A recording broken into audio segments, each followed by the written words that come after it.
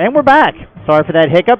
As you can imagine, there's all kinds of folks here, and the pressure on the Wi-Fi here can be a little strenuous at times. As a reminder, if you do lose the feed at any point during the broadcast, just simply give it 20, 30 seconds, refresh your browser, and you should be good to go. So, as we were saying, it just seems to be written in the stars that these two teams play each other every year in the playoffs. This is the 14th time in their history that these two teams have faced off in the postseason. St. Xavier holds a 7-6 edge in the previous 13 contests.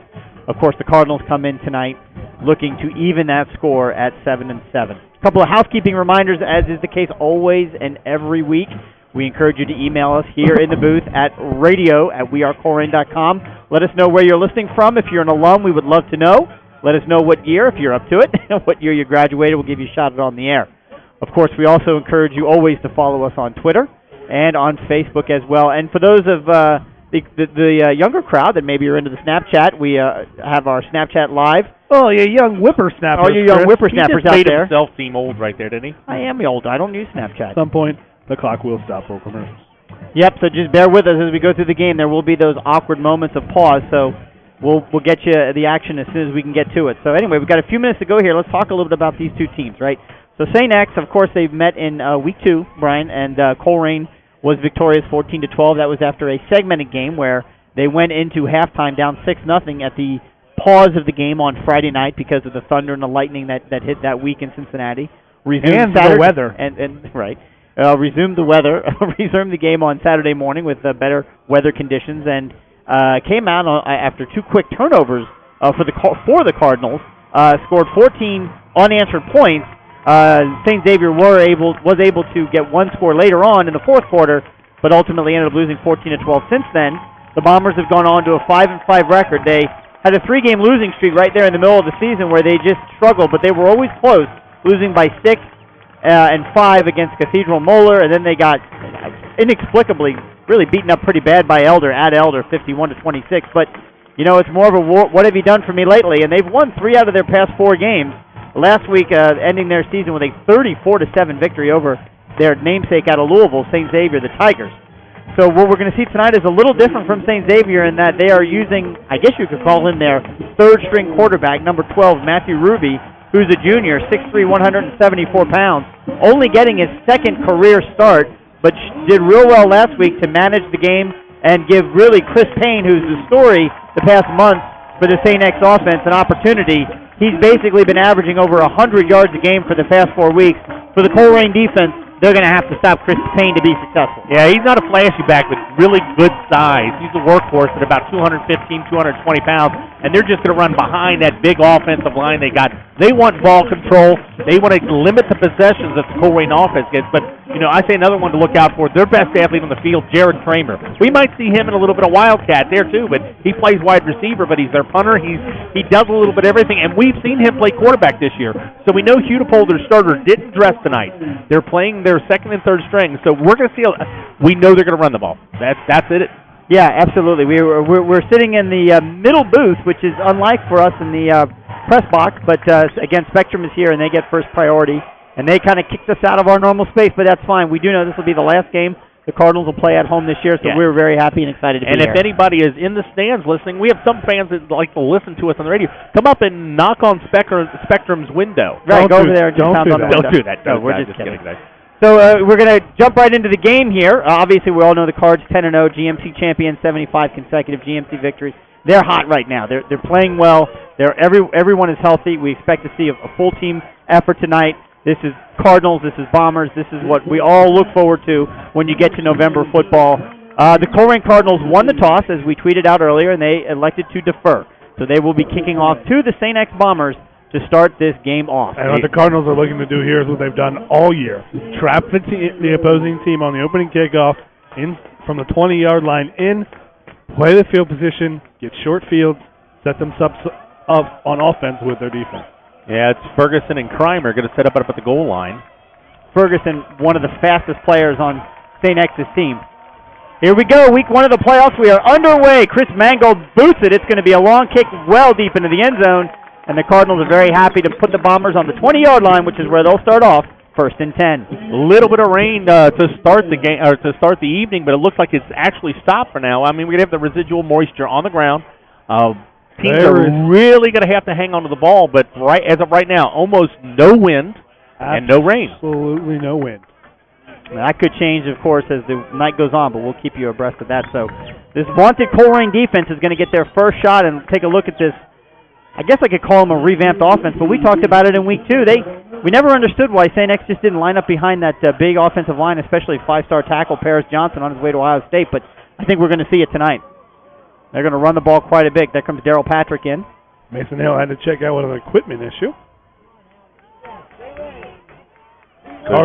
Shotgun formation, 3 wide receivers. Yep, Paris Johnson lined up right next to the quarterback. He's a big boy. Chris Payne, 6'1", 216 pounds.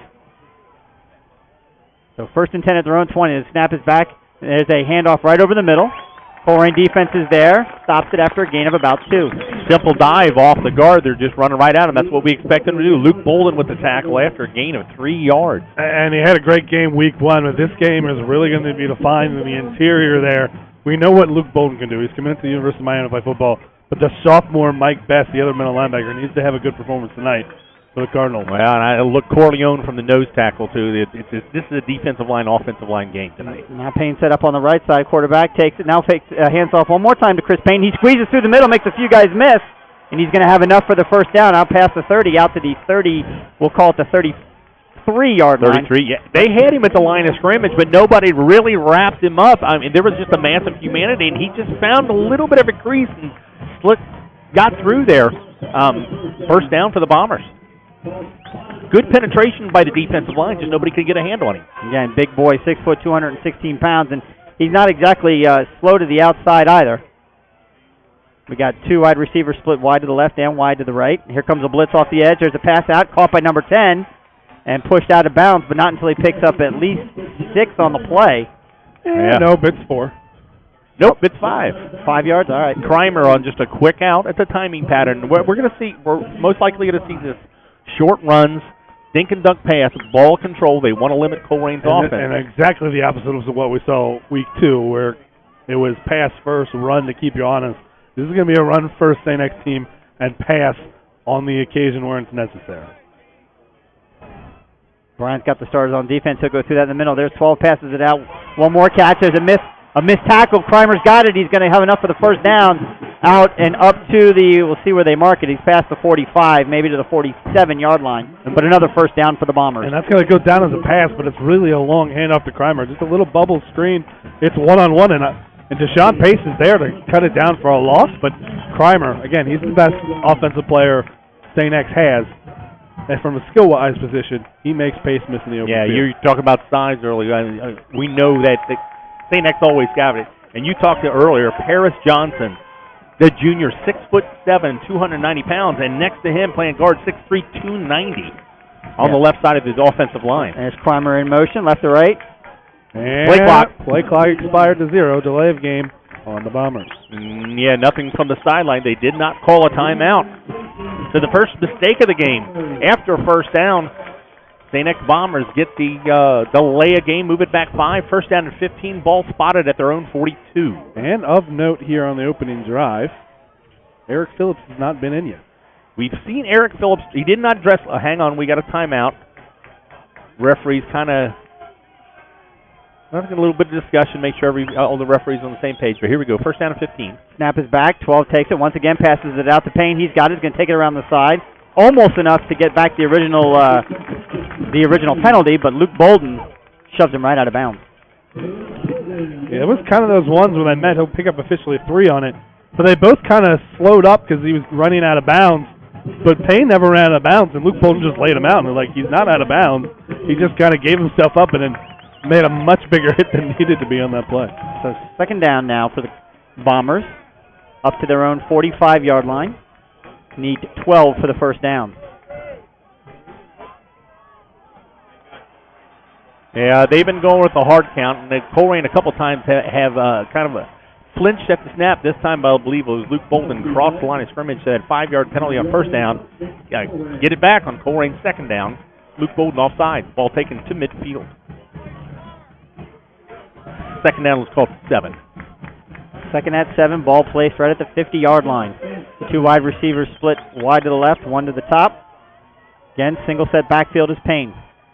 There's once again a handoff right over the middle, and the defense comes to play that time. No gain, and good pursuit by that middle of the defense you guys talked about earlier. And that's all Ivan Pace on that play. The pulling guard had Ivan Pace there, but Ivan Pace, like he's rushing the quarterback, dips his shoulder underneath the pulling linebacker, gets a handout, and Payne is seeing that Pace go by, doesn't expect that hand to come out, and he's tripped up for a loss of 1. Yeah, low man wins in football, they say that. You got the 6'7", he just got underneath him. So the first third down conversion, 3rd down and 8, they need to get to the Colerain 43. We're going to see Pace versus the big All-American Johnson on this play. So 3rd down, Matt Ruby, the quarterback, drops back, looks to pass, got some time, it's quick over the middle. Almost picked off. Tipped and almost intercepted. We say almost, there wasn't really anybody there, but more importantly, it went through Luke Bolton's hand. Yeah, but after it went through his hands, there wasn't really any chance for anyone to get it. But almost wasn't an almost interception after the almost interception is what you're saying. It'll be 4th down, and there will come on to punt, and there's that guy again, Jared Kreimer. Kreimer, one of the best athletes in the city. He's also their punter, but this is a good spot. You're the 8th seed, opening drive, midfield. It's a good spot for him to run. He thought about it. And he kicked it. It's going to bounce right at the 20 and take a huge St. X bounce and go inside the 5-yard line, and that's where St. X stops it.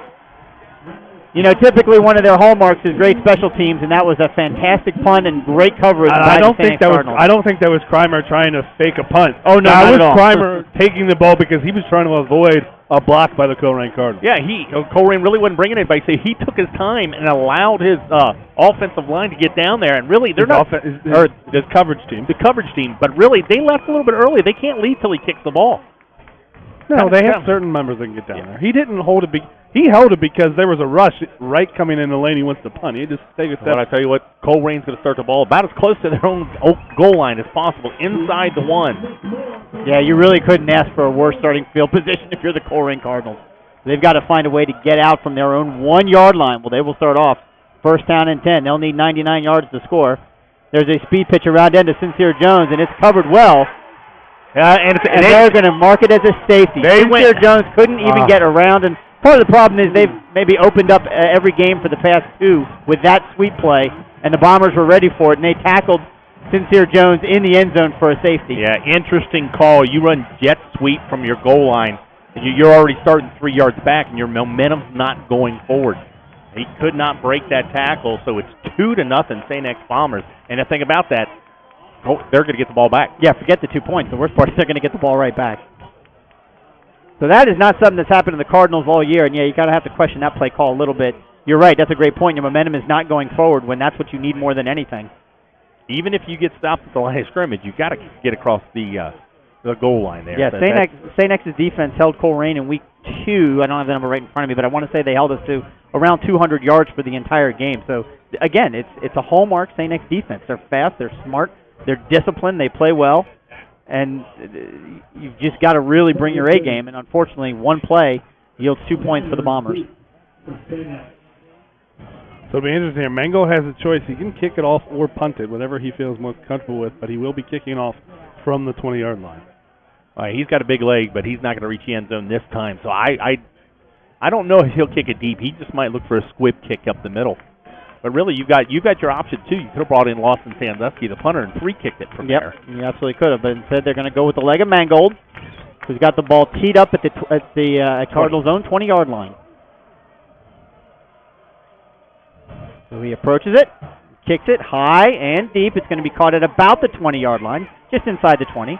Taken to the 25, taken to the 30, the 35, spin move, and taken down right at about the 36-yard line. Exactly where you would expect the Colerain defense to cover the ball. St. X only gets this 36, 37-yard line, but they got an extra 20 onto it. So that would have been stopped about where Colerain stops it normally on kickoff, just inside the 20-yard line. Jab those extra 20 yards from the kickoff. Yeah, the Colerain kickoff team the coverage team has done really well this year covering, and you see why they didn't choose a punt. I mean, Sandusky's got a big leg, but that's about as Sandusky also is very boomer bust sometimes. Yeah. So 33-yard line. St. X has off the ball for their second possession. We're already down to 8:47 in this first quarter. Sorry, 37. First down and 10 at the 37-yard line. Again, similar setup, 2 wide receivers to the top, 1 to the left. There's a handoff in the backfield to Payne. He's going to take it and run right into the middle.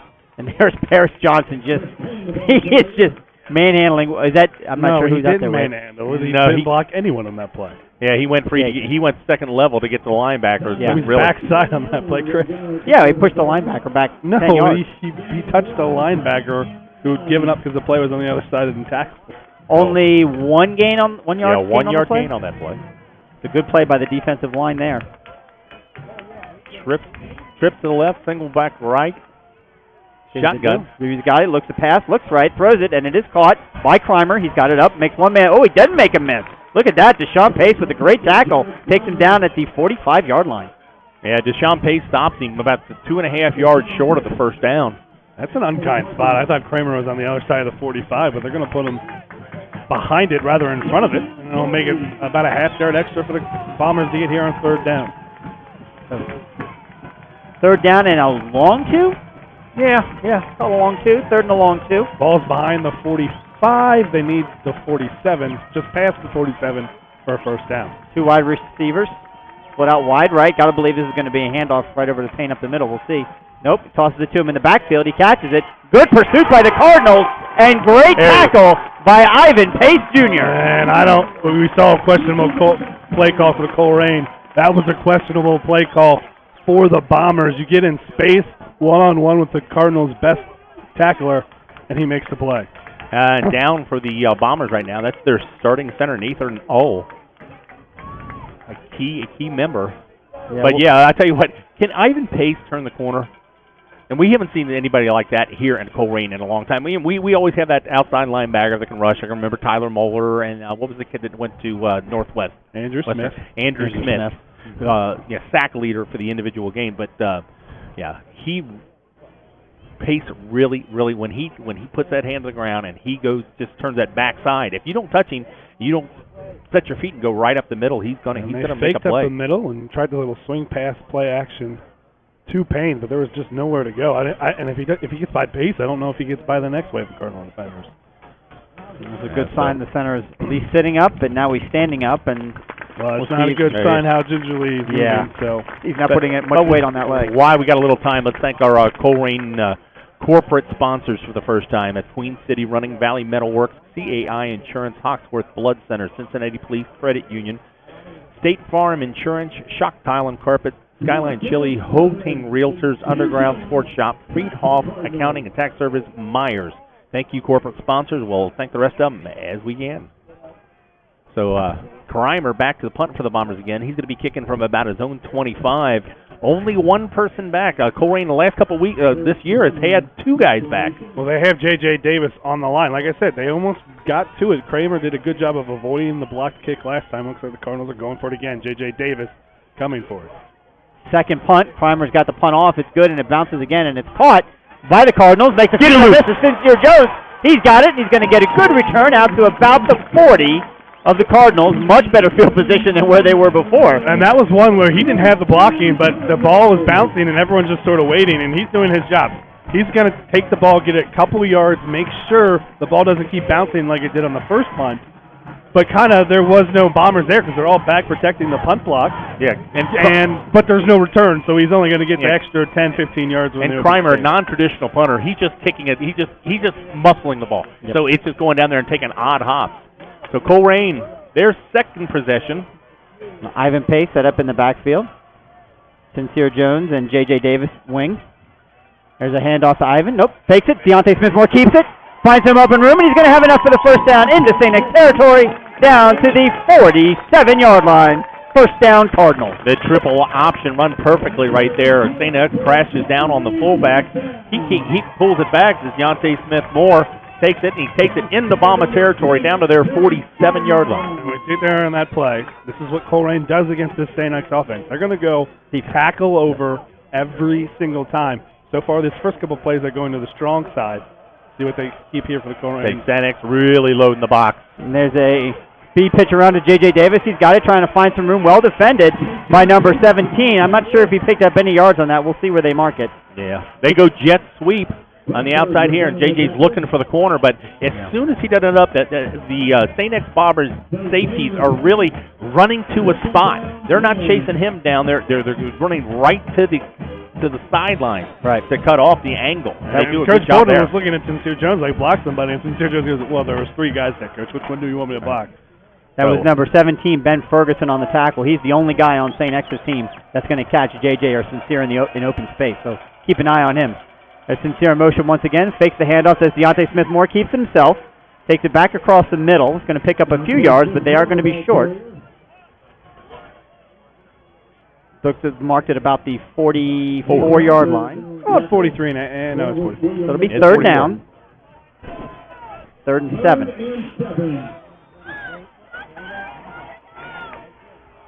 So interesting third down call here, because you're curious, do they go for all of it, or do they just get what they can because it's 2-down territory? They are on the Bomber side of the field, and it is early in the game, although, again, because both of these teams are going to run. It's taking a long time to get this play called. Down to 8 seconds on the play clock. Deontay Smith-Moore under center. Man in motion. Takes the ball, fakes the handoff, drops back, looks to pass. He's going to tuck it and run because it's wide open across the middle. He's got enough for the first down. He's down to the 20, the 15, 10, 5, inside the 5-yard line. It'll be 1st and goal for the Cardinals. That's the first time we've seen that play this year, Brandon. No, this is the first time it worked that way. Well, all the other times he's thrown the ball out of that play. Well, I don't almost look like that was a design run. They run that fake jet sweep, and they release Sincere Jones down the middle of the field on a seam, and he was there. But the middle of the field opened up so much, the defensive was chasing. It's the pass protection, and it almost acts as a quarterback draw. That wasn't designed quarterback draw, but it acts like it. And I don't know if it's just the nature. I'm giving the coaches credit. That was beautiful. Sure, it's not quarterback draw. And that might just be the St. X called a blitz to the outside and it opened it up, but the pass protection makes it a big gain down to the 3-yard line. So 1st down and goal. There's the handoff to Ivan Pace Jr. He lowers his shoulders. He's into the end zone. Touchdown, Cardinals! First touchdown of the game. Colerain Cardinals. They answer the safety of the St. X Bombers with a touchdown of their own. 5:34 in this first quarter. Colerain on the board. Nothing special. They just go, again, they're going tackle over. They've been doing it all game. You're going to see that pretty much all night for the Cardinals. Well, they take the backside guard, they put them on place, or strong side of the formation, move the tight end over. This time it's just straight handoff, Ivan Pace behind the triple team, behind that over tackle, into the end zone. Cardinals on the board here in the first quarter. Snap is back, hold is down, kick is up. And kick is good. With 5:34 to play in the first quarter, Colerain Cardinals 7. The Bombers of St. Xavier 2. And this broadcast and all broadcasts here are made possible by our corporate sponsors and the individual sponsors. But thank you to the corporate sponsors: Joe Cappa Lawn and Landscape, Midwest Stonescapes, Paul Young Funeral Home, NovaCare, La Rosa's, Northgate Ford, Game On Sports Bar, Life Touch, Fast Signs, Arab Pest Control, Plato's Closet, Supercuts, Langen Meat, Quaker Steak and Lube, Joseph Toyota of Cincinnati, Northwest Association of Educators, Friendship Baptist Church, and Long Shavers. And remember, if you like what you hear, we got the little widget up on the right. Click on that. All money donated through YouTube goes directly to the boosters. YouTube doesn't charge a fee for it. So if you like this service, as Chris says, being free to listen to, help us out. Join the boosters. Again, you can reach us in the booth at the radio at the email address for radio@wearecolerain.com. Special shout out to Lenny Lopez listening from sunny Corona, California, and Jim and Terry Shear listening from Chicago. Chris Mangold with the kick, puts it high into the air, and it's going to have enough to travel into the end zone once again. So no pooch kicks tonight for Mangold. They've decided they want to start St. X off on the 20-yard line. You know, Mangold has had some struggles. Wait, Brandon and I have the same observation, but I'm going to let him Mangold has had some struggles early in the year. The head was out a couple weeks. But this is the first full week for Chris Mangold that he hasn't got beat up on the soccer field. Chris Mangold is a really good soccer player. And what happens when you're the best soccer player? You're the guy who gets fouled the most. All right, True. And he's you get a lot of attention. He's had a week to heal. And now he's had a full week to heal, and he's put all of the kickoffs so far deep So Bombers starting this possession at their own 20. Again, nothing special offensively here. There's a fake handoff once again to Payne. His pass completes number 9, taken down just before the 25-yard line. It's going to be a short pass, gain of 2, maybe 3. Yeah, they go play action, and I don't know, not sure if he was lined up at the slot or was lined up at tight end. But that was Drew Meyer kind of slipped out there, and he picked up almost 4 on that. Of course, there's Division I and other division games all over the state of Ohio as we are in Week 11, Round 1 of the playoffs, and we'll have scores for you at halftime and certainly throughout the second half as well. This game's going to move quickly, guys. There's a snap back, hand off to Payne, he takes it across the middle. And there's a flag coming in behind the play. Flag in the not area. In a good spot for the St. Xavier Bombers or the Colerain Cardinals. One of those teams. Going to be holding against the St. X Bombers. That's a spot foul. So it'll be second down, but they're going to get taken back because I believe that hold was past the original line of scrimmage. Yeah, it's a spot foul. Looks like the flag was actually thrown at the 20-yard line, so it'll back it up to the 10-yard line. Make it 2nd and 20. That's what the Bombers can't do. They want to methodically 4, 5, 6-yard plays, and especially without Wyatt Hudapole. It's hard for them to get the big play on the ground. They had one big one against the Colerain Cardinals, who without the threat of the pass, the Colerain Cardinals, or at least the deep pass, the Colerain Cardinals can kind of go at the Bombers with a little less fear. So there's the handoff once again to Chris Payne, and he gets hit right in the hole. And taken down immediately, but there's another flag. Another flag immediately at the line of scrimmage.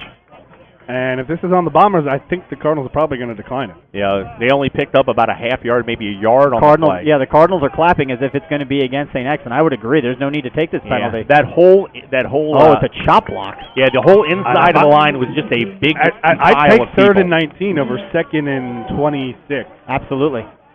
Yeah, that's what they're talking about right now. Yeah, and they're going to decline the penalty. You take there's down in situations where you would take, in this case, you're going to take it down over the 5 extra yards. Yeah, you'd much rather have them at 3rd and 19 versus, what would it be, 2nd and, where they go half the distance to the goal? It's just a numbers game. You have 2 downs that get 26. It's still not a high percentage, but it's a higher percentage than 1 play to get 19 yards. Yeah, now they've changed the down marker to 3rd down and 6. That's more than 16. 19 yards. 3rd down and 19. Exactly where the Cardinals defense wants to be. Colerain brings in an extra defender, bringing in Jaquan Jackson. Yep, don't let anybody get behind you. There's a handoff across the middle, trying to find some room. He's going to get a little bit of room as Chris Payne stays on his feet.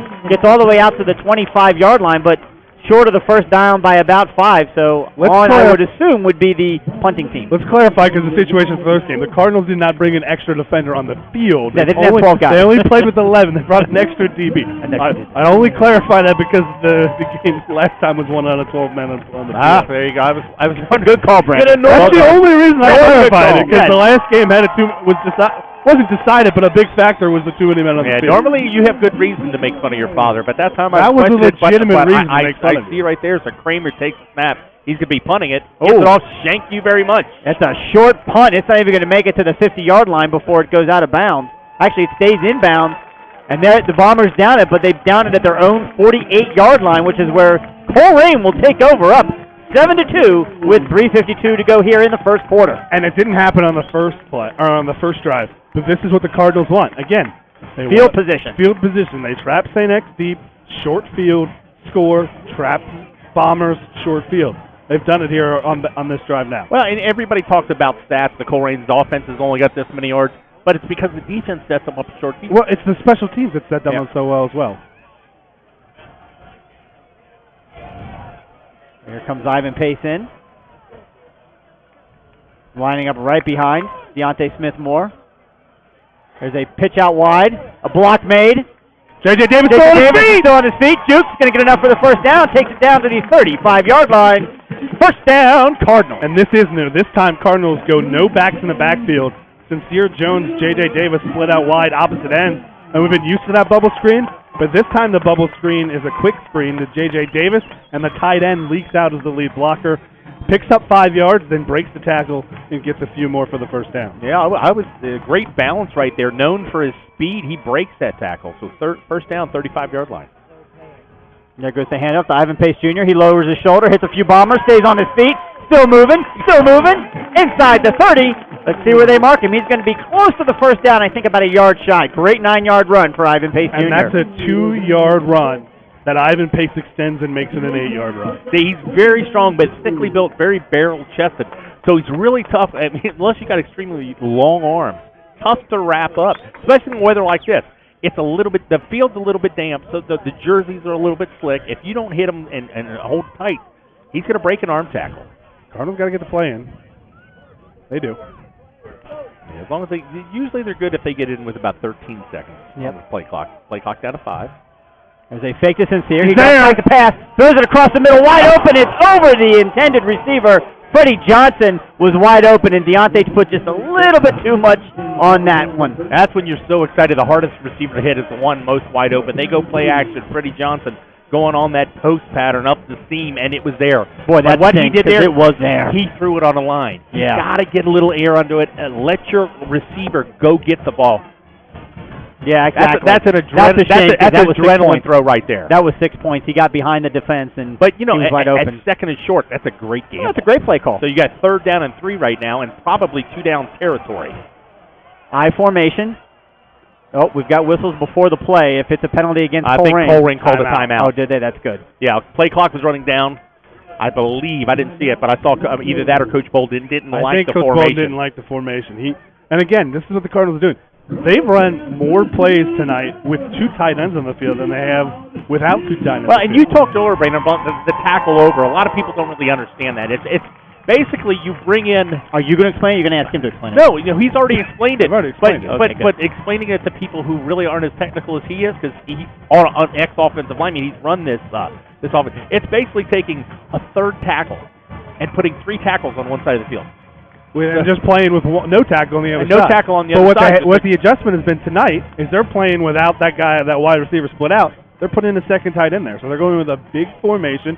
And we've seen a couple of plays where there was no back in the backfield except the fullback, Ivan Pace. You put your playmakers wide out. We saw him get a nice little gain on a pass out of it. You're just doing little things to create doubt, and a little bit of doubt creates a little bit of space for the Cardinal offense. And this offensive line doing the job so far. Ace Aaron Schwinter, Quasi Jones, Cameron Carnes, TJ Ganella, Will Coleman, Elijah Ford. Need a big push here from the big boy. 3rd down and 2. There's a handoff to Ivan Pace Jr. He bowls right through B.J. Ferguson, who tried to make a tackle. He takes it down to the 20-yard line. It's a 1st down for the Cardinals. That was the exact same setup we saw in Week 2. The Colerain Cardinals bring Luke Bolden, Eric Phillipson, 2 tight ends, St. X Shades with their stud Kiesling to that side. And what does Colerain Cardinals do this time? That game, it got stopped on 4th and short, turnover and downs. This time, they use it as a decoy. Ivan Pace takes the fullback dive the other way for a 1st down. Yeah, you did say Eric Phillips makes his first appearance on offense. J.J. Davis in motion. There's a handoff once again to Ivan Pace Jr., and Ivan is running hard tonight. He got hit by 3 guys. He's still going to pick up 3 yards on that play. Oops, sorry.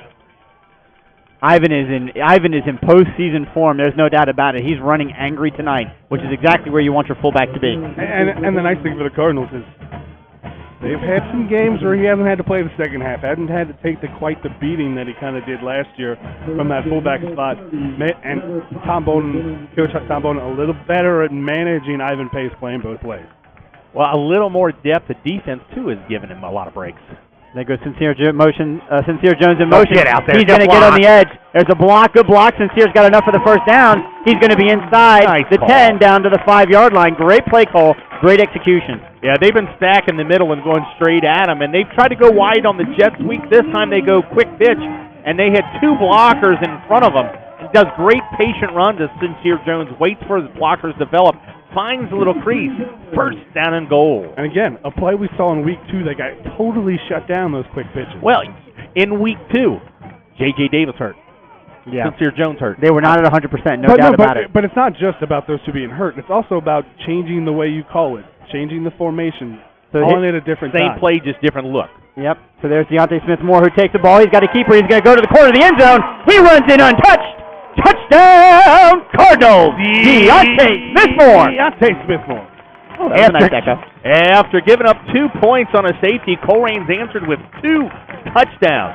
Almost here in this, towards the end of this first quarter, this Colerain offense got the short field, went backwards a yard, gave up 2 points, but now they're just dominating, just going straight at the Bombers.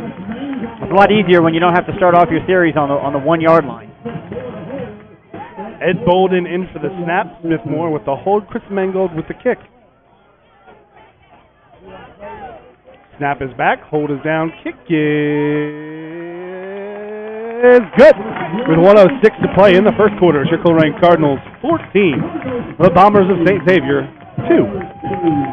And remember, if you're listening at home, give us a shout-out. Radio at wearecolerain.com. Let us know what year you graduated, where you're listening from. Just shout-out to the players. You just give us a little help. And we got a little chat going on there on YouTube. Brandon, what you see? We've got Roy Stevens, the first guy to chime in. He's actually listening from the stands. See, I told you guys, listen. Hey, Roy, go give me a hamburger. Michelle Tobias listening in. Former Colerain Cardinal offensive lineman Jeff Lyons listening in. Jeff is down in Texas.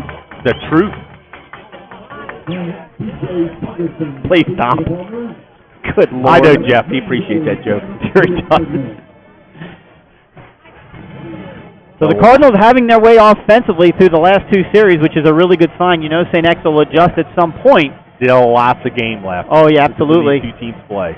Mangold gets his foot underneath it, and it's a booming kick right through the night air and caught about 3 yards shy going out of the back of the end zone. Once again, the Bombers will have it. 1st and 10 on their own 20-yard line. I'm not sure, but I think Chris Mangold is healthy. Yeah. I haven't seen the ball come off his foot like that in quite some time. And normally when it's in the upper 30s right now, a little bit chilly, but a lot of times the balls don't really travel like that. But each one of those, that's been 7 yards deep. Yeah, that's a great point. It's not warm out there anymore. We're dealing with wind chill factors. And the rain has started to come down. Not that it affects the kick too much, but it has started to rain out there. Yeah, just a little bit of a miss. Just enough to be annoying. We just can't get away from Bombers the rain. again from their own 20. Drops back. There's a pass, and it is knocked down. We'll see if it's a fumble. Is it a fumble? Are they calling it a fumble? They're calling it a fumble. Cardinals ball. Oh, the quarterback was trying to throw the ball, and as his arm was coming forward, they're discussing it now. I think it was he was hit. Whether he was trying to release the ball or not, they did not blow the play dead. There's no replay. It doesn't matter. They've already ruled it a first down for the Colerain Cardinals. I believe that was Kendrick. Alonzo Kendrick is the one who comes up with the fumble. Well, that was Pace. Was it Pace that got his hand on? Okay. So Ivan Pace coming in from his linebacker position, knocking the ball loose, and the turnovers have been a bugaboo for the St. Xavier Bombers all year. Really good break for the Cardinals because that little pop pass was wide open. It was just Alonzo Kendrick with 2 Bombers to defend. You know what? I don't care what play they call. Just give Pace the ball right now. So the Cardinals have it. There's a handoff to Sincere Jones. He's going to take it. He's going to pick up about 5 yards on that first down run down to the 10-yard line. It'll be 2nd down and 5. I think the plan would have been to give to Ivan Pace, but I don't know if you saw Ivan Pace trying to scoop and score, missed it, and then there was a pile-up. He kind of got his hand. Someone fell on his hand. He came up shaking his hand. Yeah. Well, it doesn't look to be serious because he's still in the game, but it's just one of those things. You know what? Give him a playoff here, and that was that. He was not the play design there on the. Well, I just saw him excited after the big defensive play came in. No, he wasn't excited. It was a jump up and down because my hand hurts. Well, I mean, he was excited too. So I formation. 2 wide receivers split wide to the left. Deontay Smith more hands it. Ivan Pace takes it back across the middle, met by 4 Bombers, and he's just going to keep moving the pile. Unbelievable. He's going to pick up about 4 yards on that play. He's going to be 1 yard shy of the first down. And this is another wrinkle on this. That fullback dive went behind the center. I don't know if it's Ivan Pace just making the cut as the Cardinals are running the other side of the field, and that will be the final play of the first quarter after 1 quarter play here at Colerain High School. It's your Colerain Cardinals 14, the St. Xavier Bombers 2. It'll be 3rd down and 2 for the Cardinals at the Bombers 7. But if you saw on that play, I don't know if he bowed it that way or the design of play, but Ivan Pace, the fullback dive, came behind the center. Maybe he's trying to get the St. Xavier Bombers overplaying the pursuit. Shout out to the Patterson family listening, the Jakari Patterson family listening from Florida. Thanks for tuning in, guys. We appreciate it. So we got California, we got Chicago, and now we got Florida. We also got Toledo, Ohio. Dan Bolden listening in to his family affair. It is definitely a Bolden family affair. Take a minute here. Remind you, Brian has already gone through the corporate sponsors of the Colerain Boosters, and again, we can't thank them enough, but really the bulk of the support that comes from the Colerain Boosters is you, the everyday listener and the everyday alumni and fan and community member of the Colerain community. We can't thank you enough because without your support, we can't do what we do. We can't afford the equipment. We can't afford to pay the fees that we need to pay in order to bring you these broadcasts every single week, absolutely free of charge. However, if you like what you hear and you appreciate the fact that we're not charging for it, maybe you could throw some bones the boosters' way. Up in the upper right-hand corner, you'll see a little widget. It's an eye inside of a circle. You can click on that widget, and through your credit card, you can make a donation right now, right this very minute, to the Colerain Boosters. It's completely tax-free, and no proceeds go to anyone other than the Colerain Boosters. It's a 100% flow-through.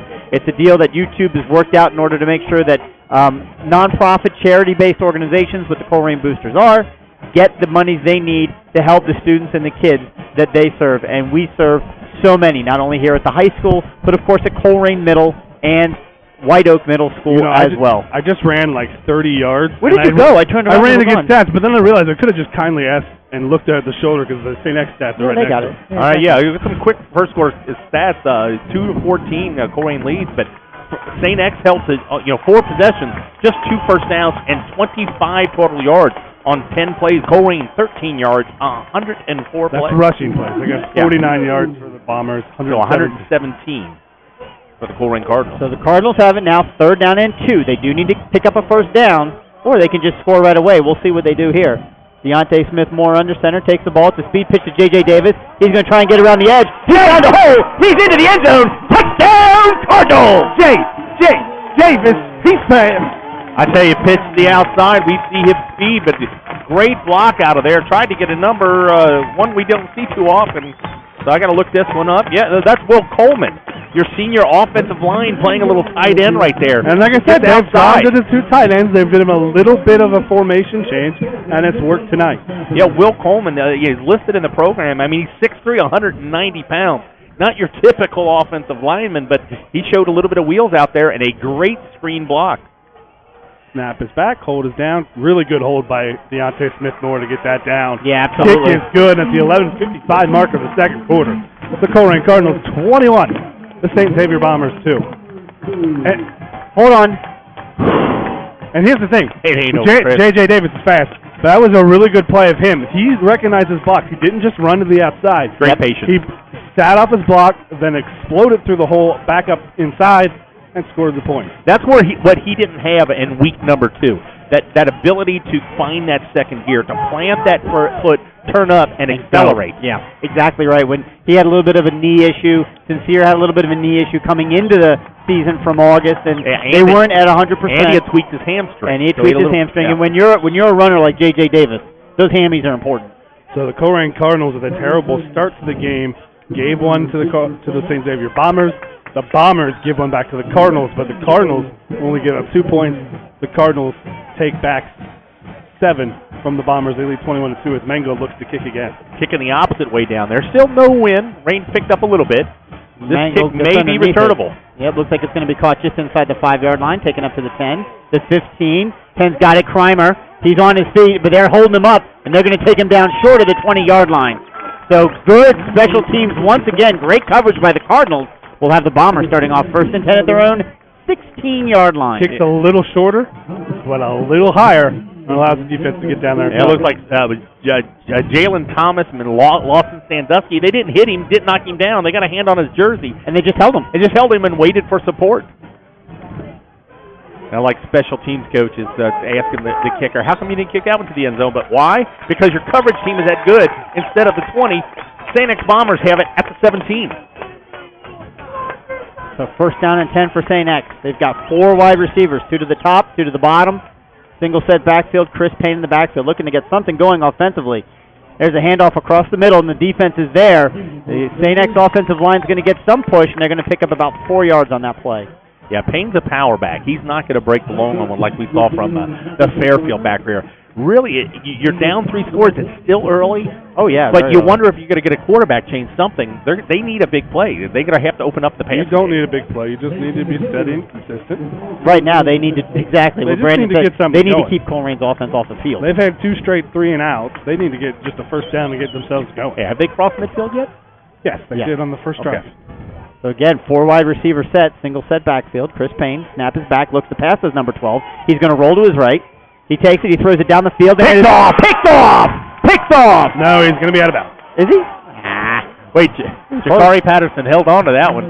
Out of bounds. I know, but he's out of bounds. He struggled the last couple of... He could have like 27 interceptions. Not really 27. He can have like 2 more interceptions. Yeah, he dropped a couple weeks ago. This time he hangs on to it, but forced out of bounds. That was a terrible pass. Yeah, and I'll tell you why. Because that was Clymer. Clymer's in at quarterback, guys.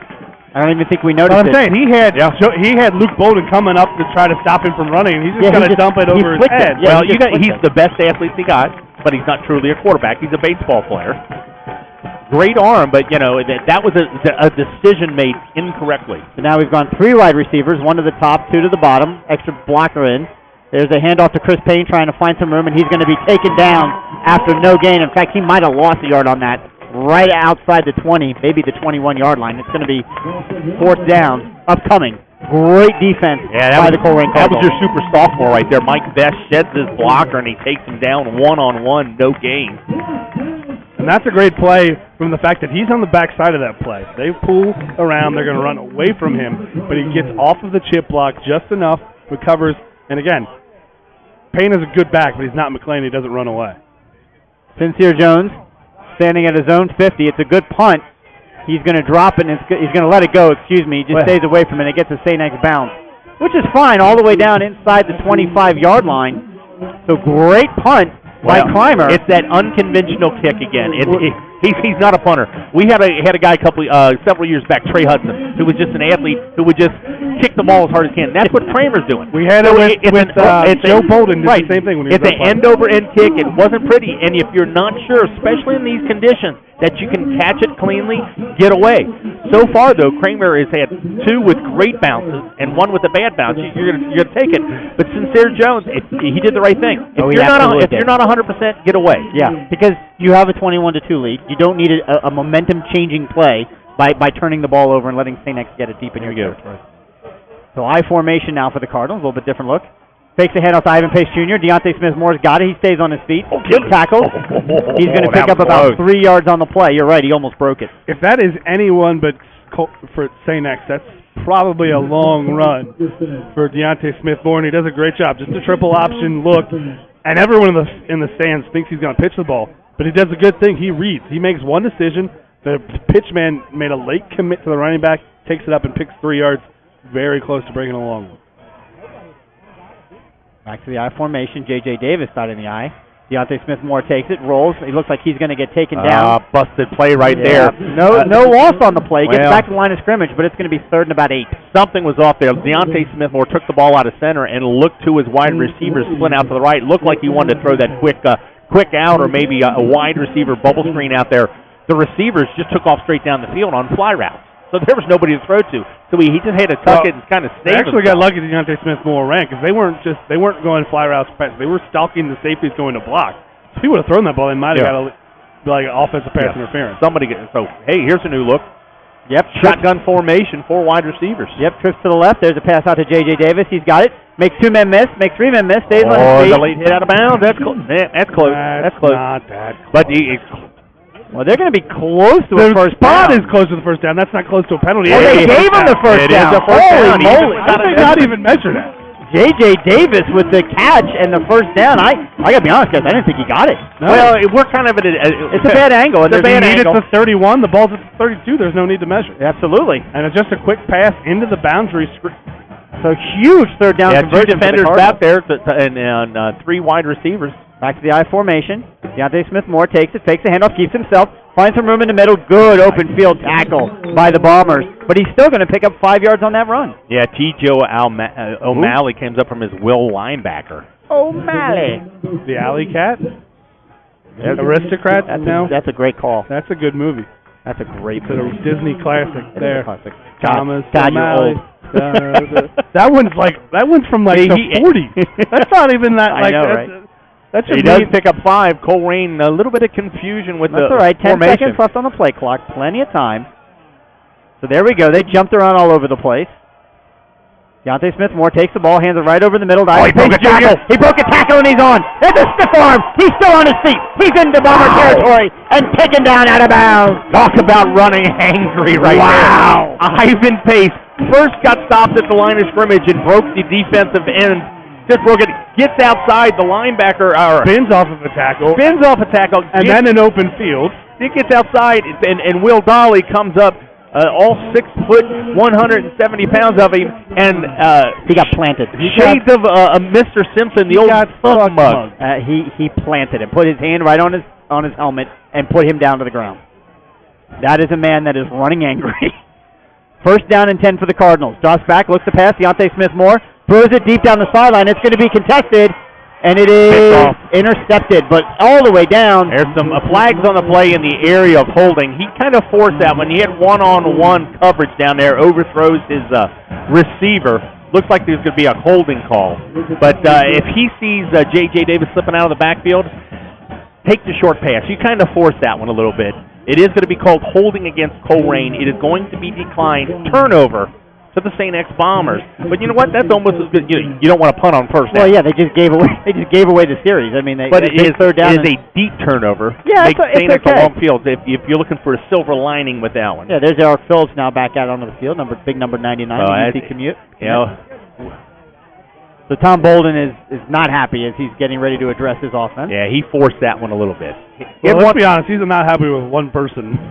Your quarterback. Well, Deontay's a big boy. I don't know. He can take that. Yeah, he's the senior captain and leader on this team. He'll be perfectly fine. So I can't. They have 12's back in. Ruby is back in a quarterback. Ruby's back in a quarterback. Takes the ball, hands it off right over the middle. You can have anybody back there quarterback if that's going to be the offense. And a late flag coming into play. Going to pick up about 2, maybe 3 on the play. This could be holding. This could be a face mask. It could be a late hit. This is kind of thrown into the middle of the pile. 92 men on the field. A defensive holding? A legal use of hands on the defense. No, he pointed the wrong way. Okay. The Cardinals. He pointed to the Cardinals, but all of the Cardinals are clapping. You normally don't celebrate if they call the penalty. Oh, nope. Apparently they did.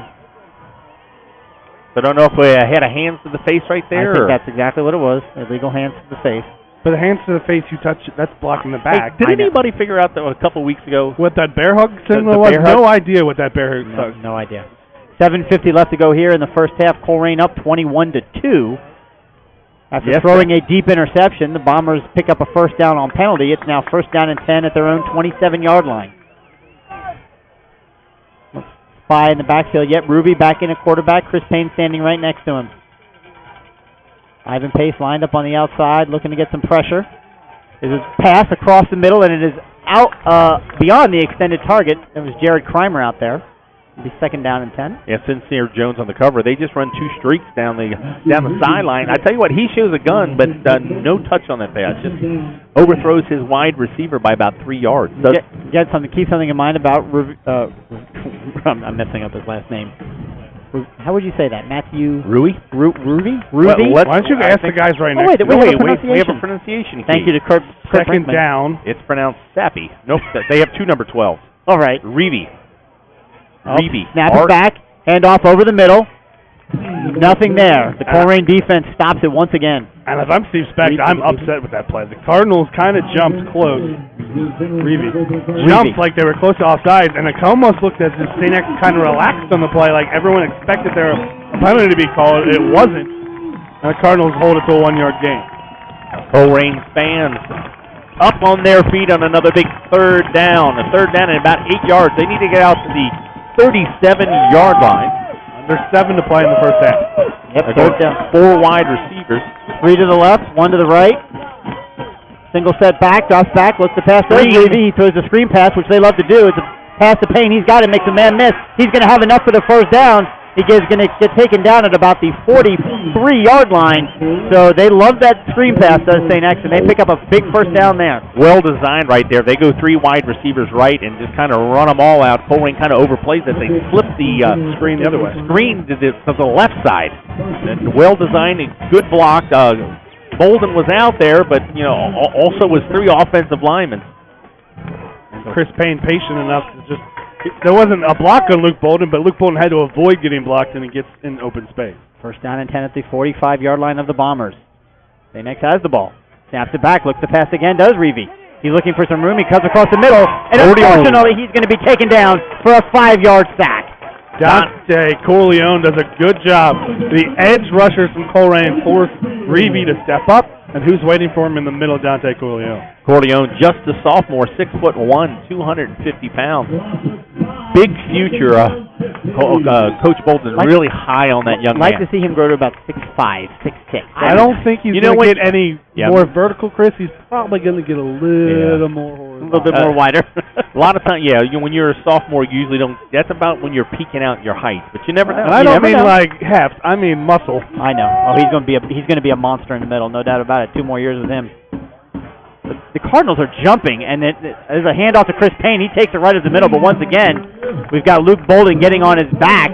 He gets the penalty. He gets the sack back, maybe +1, but it's going to be 3rd and 9. Yeah, they're going on a hard count, and Colerain's defensive line is kind of scooted off the line of scrimmage a little bit. So if they flinch and if they do it, they're not crossing into the neutral zone. So again, another 3rd down. The ball spotted at the 46 of the St. X Bombers. Got to get to the Colerain 45. Colerain fans are on their feet on 3rd down, imploring their defense to get a big stop here. 3rd down and 9 at their own 46-yard line. Snap is back. It's a handoff once again. DePayne's got it. He's into the space, and he's going to have enough for the 1st down. If he makes one man miss, he's probably going a lot further, but that is the second 3rd down conversion in a row for Chris Payne. They're down to the Colerain 40-yard line. 4:49 to go left in the first half. It'll be 1st down for the Bombers. I think everybody was looking past right there, and they kind of run an inside trap. Payne break. He was stopped.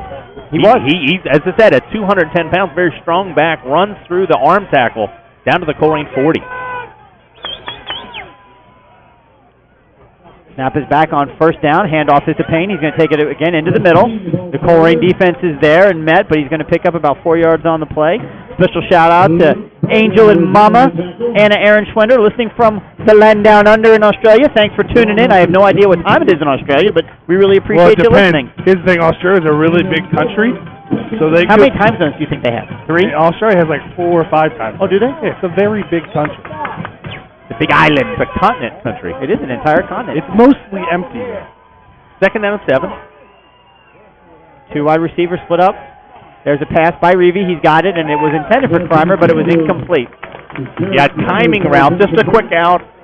Crimer just runs a quick out going towards the flag, but that ball was thrown early. Jalen Thomas, I believe, 22, the senior, was coming from the outside, forced it early through, and kind of threw off the timing a little bit. And I don't know if it's just the timing, and also just might be a positioning thing, because there were 2 double outs, and he threw it right in between the 2 receivers. Again, their third down and long. Wide receiver rolls out. There's a handoff to Payne. He takes it across the middle, and he got absolutely nothing on that play at all. See, the ball spotted at the 47. You would think it maybe 2 down territory. 37. Yeah, 37. You might, and you needed 8 yards, so you're thinking of maybe 2 downs if you pick up half of that. But they didn't pick up half of that. Now it's 4th down and 10, so that kind of, if you got 4th down and 2 or 4th down and 3, you might go for it. And it's a good spot for a fake, but you can't afford to. I know they're short on time, but you don't want to give the Cardinals a short field. Well, you pin them back again. Yeah. It looked like, Colerain, they're going to. Yep, they're not going to put their return team in. They got their regular defense out there, but they're watching him. Yep. Oh, he almost blocked it. You thought that Crimer might think about running it, but it's going to kick out to the 10-yard line. That was the play. That's the play. Yeah, that's great. If there's an opening, he's going to run with it, but if there's not. Exactly. That's what I'm saying. Well defensed by the Cardinals. Yeah, they didn't bring anybody after the ball. They slowly rushed him, knowing that he's got the chance to run. Keeping him in front of him. And make him kick the ball, and he gets a decent kick. Although if they had run that a little better, nothing against Jalen Thomas, but he's not a DB. He's a linebacker. He was on a wide receiver. So that ball does go out of bounds at the 10-yard line with 3 minutes and 4 seconds left. I believe Colerain with 2 timeouts left. Ball spotted at their own 10. Colerain with 2 timeouts, St. X with 3. You got to think Cardinals probably play a little traditional offense until they get in open space. Feed the fullback. Maybe open up the offense. Odd formation, thought by Sincere Jones this time. There's a handoff to Ivan Pace Jr. He takes it. He's going to get tackled in the backfield, but he's still going to pick up positive yards, call it a 2-yard gain on the play. And the first time they ran it, I thought it was just Ivan Pace doing it, but it is by design. They're running almost as if Deontay Smith-Moore and the pitchback are going one way, basically an inside veer to the other side. Ivan Pace is starting on that track and taking a step and going the other way, and almost as if the fullback read is a counter play. It's a very interesting little bow, and it's gotten them 5 yards each time. Hands it off to the middle to Ivan Pace. He's going to pick up 4 more yards on the play. It's going to be third down and short. Just over 2 play. You got to think they got to get a first down here before they start pushing it. St. X still with 3 timeouts yet left. Thank you, Mr. Devlin. There are 3 time zones in Australia. Thank you, Google.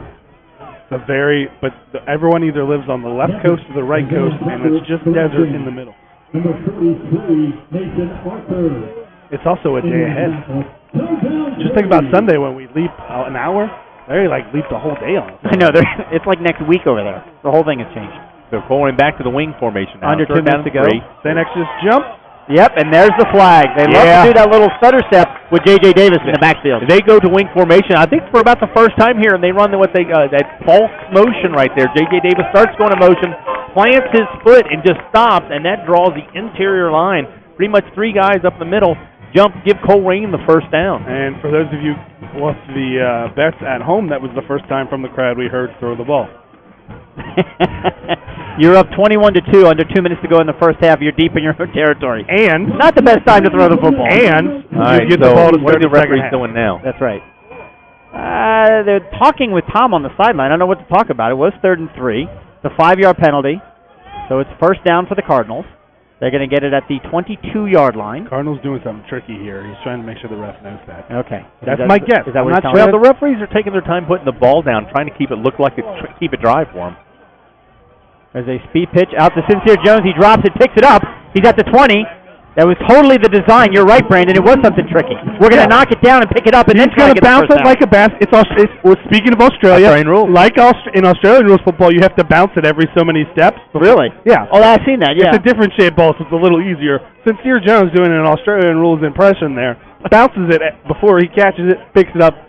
Basketball season has started. Oh, my goodness gracious. I'm going to have a stroke. I mean, literally, there was a pitch to Sincere Jones, and I don't know if he just dropped it or I'm he just couldn't handle it. I'm not lying. He threw it down to the ground. That couldn't have been a better play to set up an Australia reference, I'll be honest. It really was fantastic. He picks up 5. Second down and 5. There's the handoff to Ivan Pace Jr. He's going to lower his shoulder, get across the 30. He's going to have enough for the first down. That will stop the clock. 1:31 to go. Colerain doing exactly what they want to do to end this half. Get the first down, run the ball. Now they go shotgun. Now you go play action right here and try and catch them. St. X is thinking a couple plays to run the clock out. Yeah, right, because the minute and the clock is now wound. You love to say that, release the tight end. Oh, it's underutilized in my eyes. He has 2 of them. Yes, he does. There's a fake handoff. Deontay Smith-Moore keeps it himself, takes it across the middle. He gets hit. He's going to pick up 5 yards on that run. Deontay's not a burner. He's not going to take the corner like what we used to see, like, for example, when Tyler Williams would run in this offense. Well, Colerain's all-time leading runner, you're comparing him. There's not too many people on the planet. I was comparing the style. Yes. Yes. But he does. He runs longer than he looks. Is he more like an L.A. Ramsby in the way that he runs, you think? He's more like his brother, except playing quarterback. Right. It's like you have 2 fullbacks out there. Yeah, Dayton Smith-Moore. There's another. I think the Cardinals are content to run out of clock. Yeah, I think they are. Sincere Jones takes it around the Bombers aren't really burning up a timeout right here on 3rd down. Well, under 30 seconds to go. Again, we'll take a break during halftime. We'll come back with about 5 minutes to go in halftime. Does not have to snap the ball. Have I missed something, guys? Have we seen a TV timeout yet? Are they not doing those? Well, it doesn't look like they're going to snap the ball. 18 seconds on the play clock, 12 on the game clock. Yep, Bowden's got his headset off. That's going to bring us to the end of the first half, where your Colerain Cardinals lead the St. Xavier Bombers 21-2. Yeah, come back with about 5 minutes left on that clock. We're going to have some stats and some scores. Let's bring you up on the playoffs here. We'll see you in 15.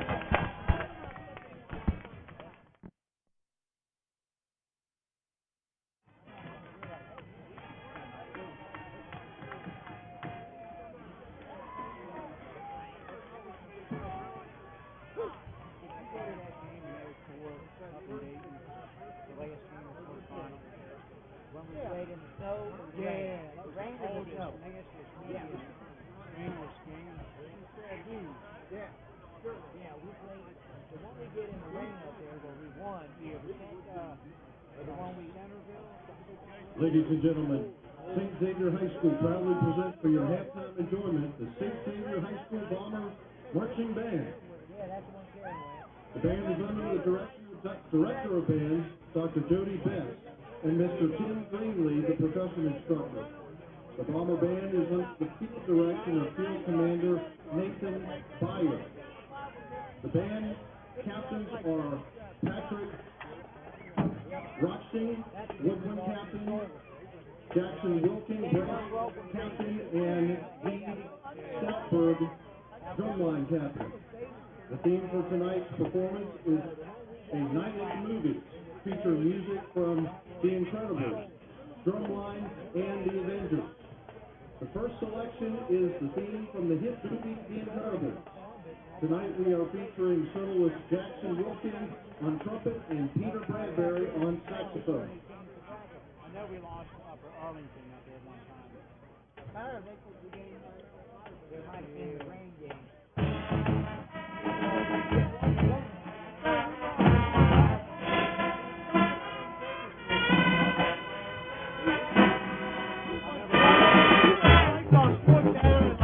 John Moore fumbled. That was over. He was that was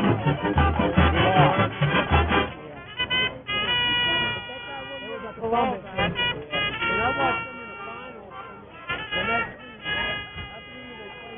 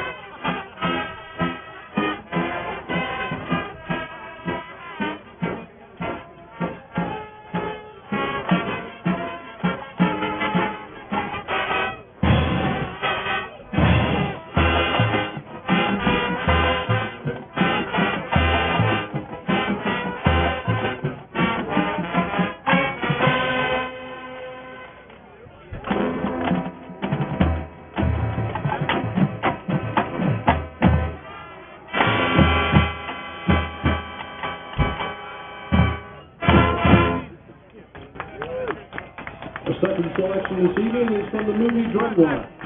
This is the perfect opportunity to feature the wonderful drumline at St. Xavier performing the hit Shout It Out.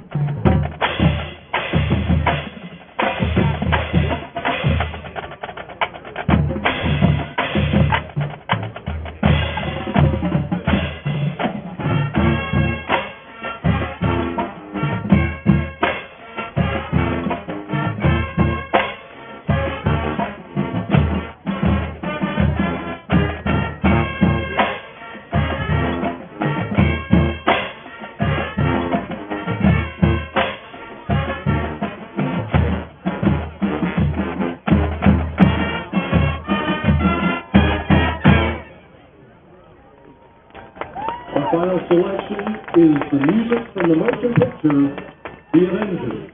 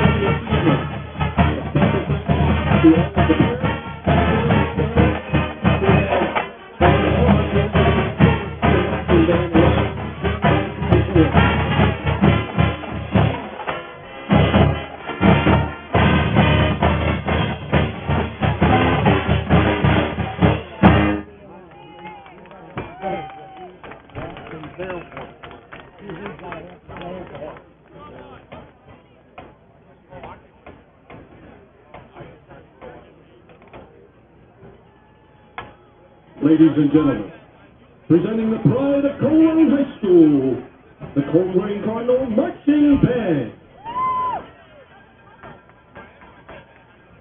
The Cardinal Band is led onto the field by Senior Drum Major Brianna Reynolds. Tonight will be the final performance of our show in My Worst Nightmare for the 2018 football season. We would like to recognize all of our band students, especially our seniors, for their hard work and dedication to excellence in making this show a success this season.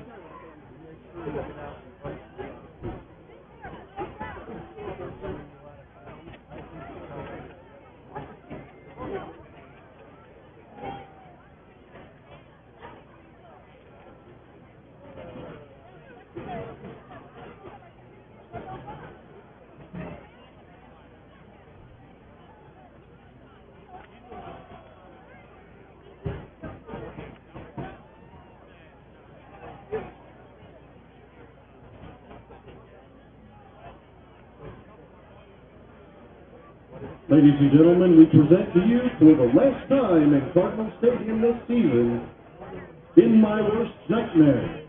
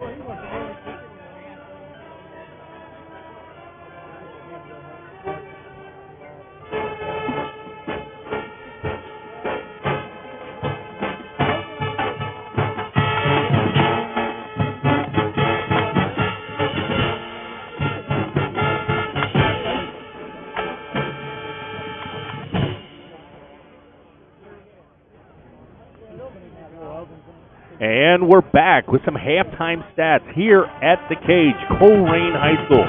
Your Colerain Cardinals leading the St. X Bombers 21-2. Woo! Let's run down these stats here.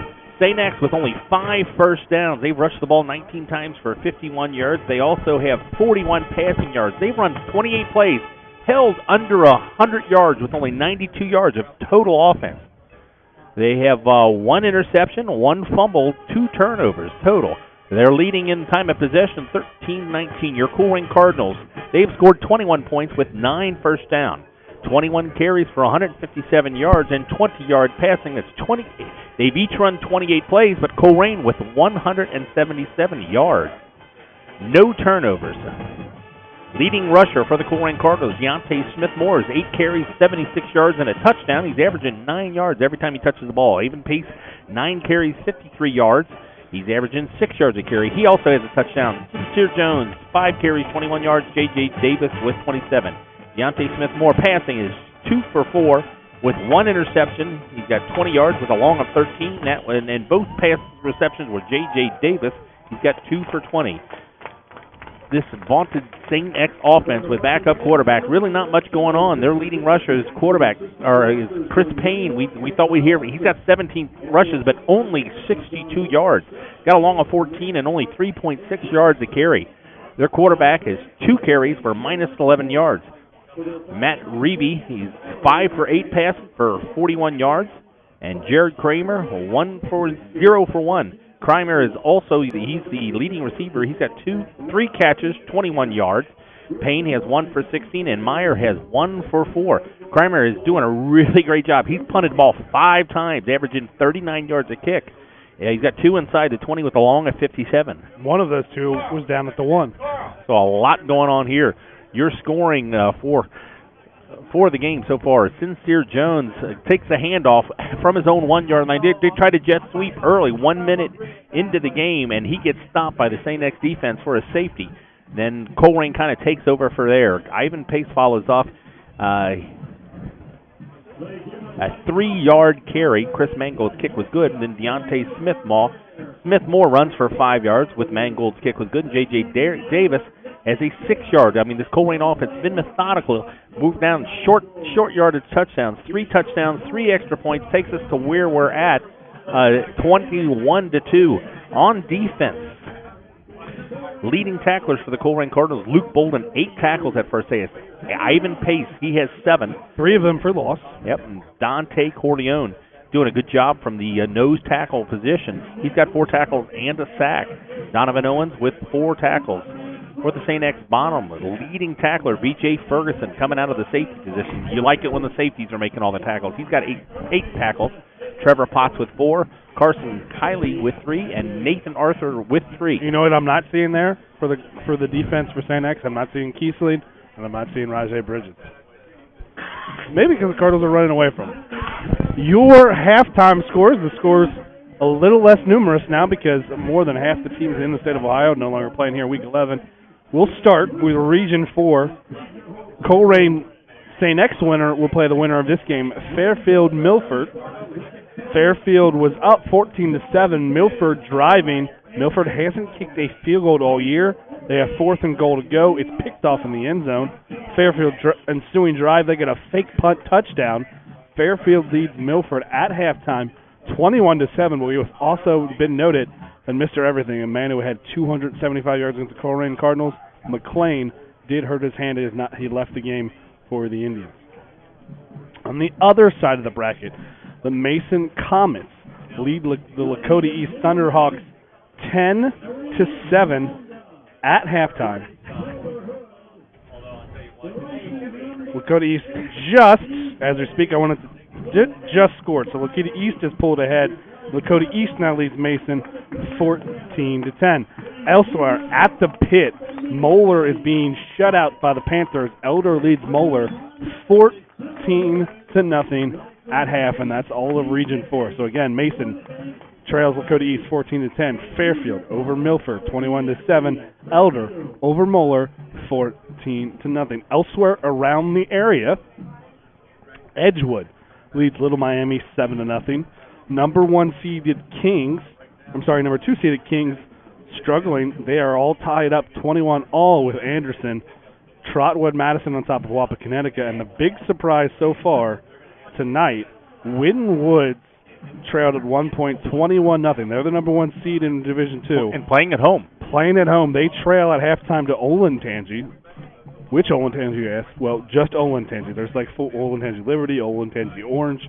Just Olentangy. They trail the Braves 27-14. Winton Woods trails at half. Now, any specifics on that? Has it been turnovers, big plays? I don't know. Specifics. Okay. I just got to score.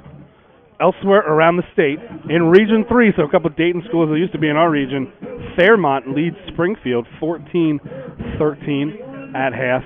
Hilliard Bradley leads the defending state champions Pickerington Central 13-0 at half. And if you give me 10 seconds, I will get Hilliard Davidson Wayne. And I just remembered that was in that district. It is not under Wayne, so I'll continue to search. Someone find me the Wayne score. 14-7 who? Hilliard Davidson leads Huber Heights Wayne 14-7. Again, I said Bradley leads Pickerington Central 13-0. Dublin Kaufman over Westerville Central 14-10. Canton McKinley leads Solon 14-8. And up north, Holy War round 2. The St. Ignatius Wildcats and the St. Edwards Eagles are all tied at 7. Yeah, this broadcast. As we speak, Hilliard Bradley fumbles the ball. Big Central recovers it, scores leads to a touchdown.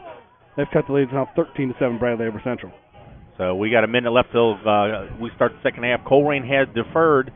They won the toss, so they will get the ball this second half. But first half brought to you by our corporate sponsors: Queen City Running, Valley Metalwork, CAI Insurance, Hawksworth Blood Center, Cincinnati Police Credit Union, State Farm Insurance, Shock Tile and Carpet, Skyline Chili, Holding Realtors, Underground Sports Shop, Friedhoff Accounting and Tax Service, Meyer, Joe Cappell's Lawn and Landscape, Midwest Stonescapes, Paul Young Funeral Home, NovaCare, La Rosa's, Northgate Ford, Game On Sports Bar, Life Touch, Fast Signs, Arab Pest Control, Plato's Closet, Supercuts, Langen Meats, Quaker Steak and Lube, Joseph Toyota Cincinnati, Northwest Association of Educators, Friendship Baptist Church, and Long Schaefer.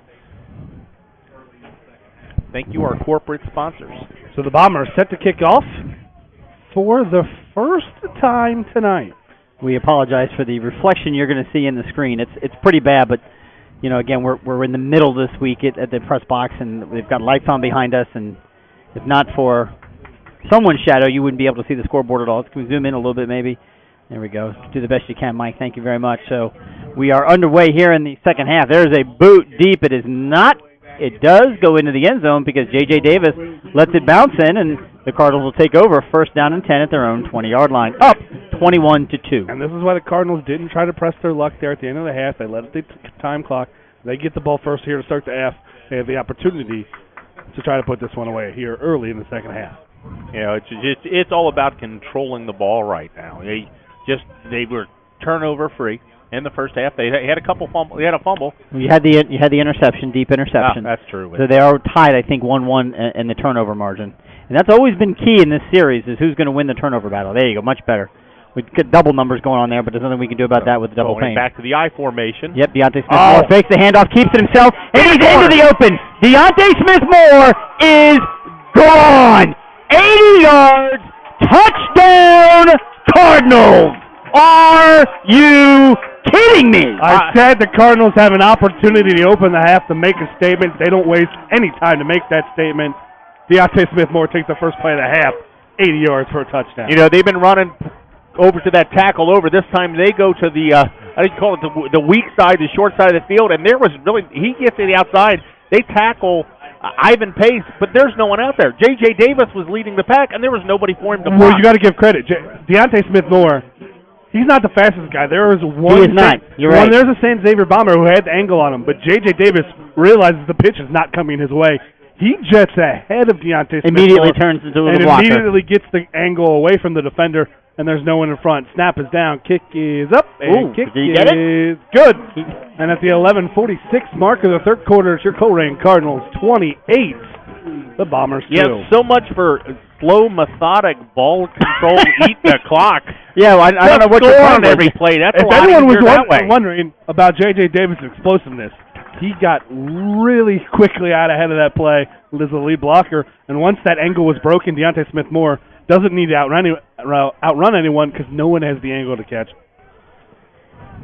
So, if you've missed the first 14 seconds of the second half, you've missed an 80-yard touchdown run by Deontay Smith-Moore on first down and 10. That's why you get your popcorn ready, why the band is performing. You get to listen to the music. Yeah. Put your quarterback over 150 yards, one of his biggest games so far. Well, if you get 80 on one play, it's kind of easy to get over 100.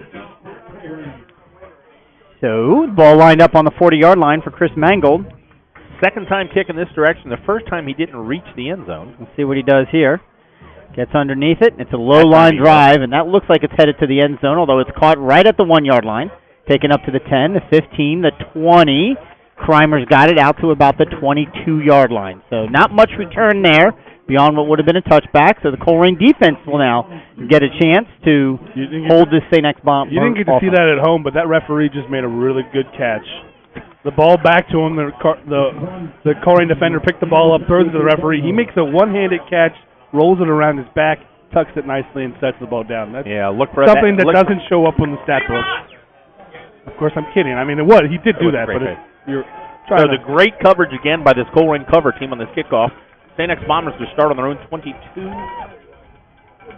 Yep, and the shotgun once again. There's a handoff right across the middle. Reeve gets it, bounces outside. Does Chris Payne? He's going to pick up about 4 yards on the play. He's out past the 25-yard line. It'll be second down. Yeah, patient run, good penetration by the defensive line. No one got a hand on him, but they pushed the guard back to the backfield. Payne shows some patience, doesn't get touched, but waits and gets outside. Something and nothing, a good run by Payne.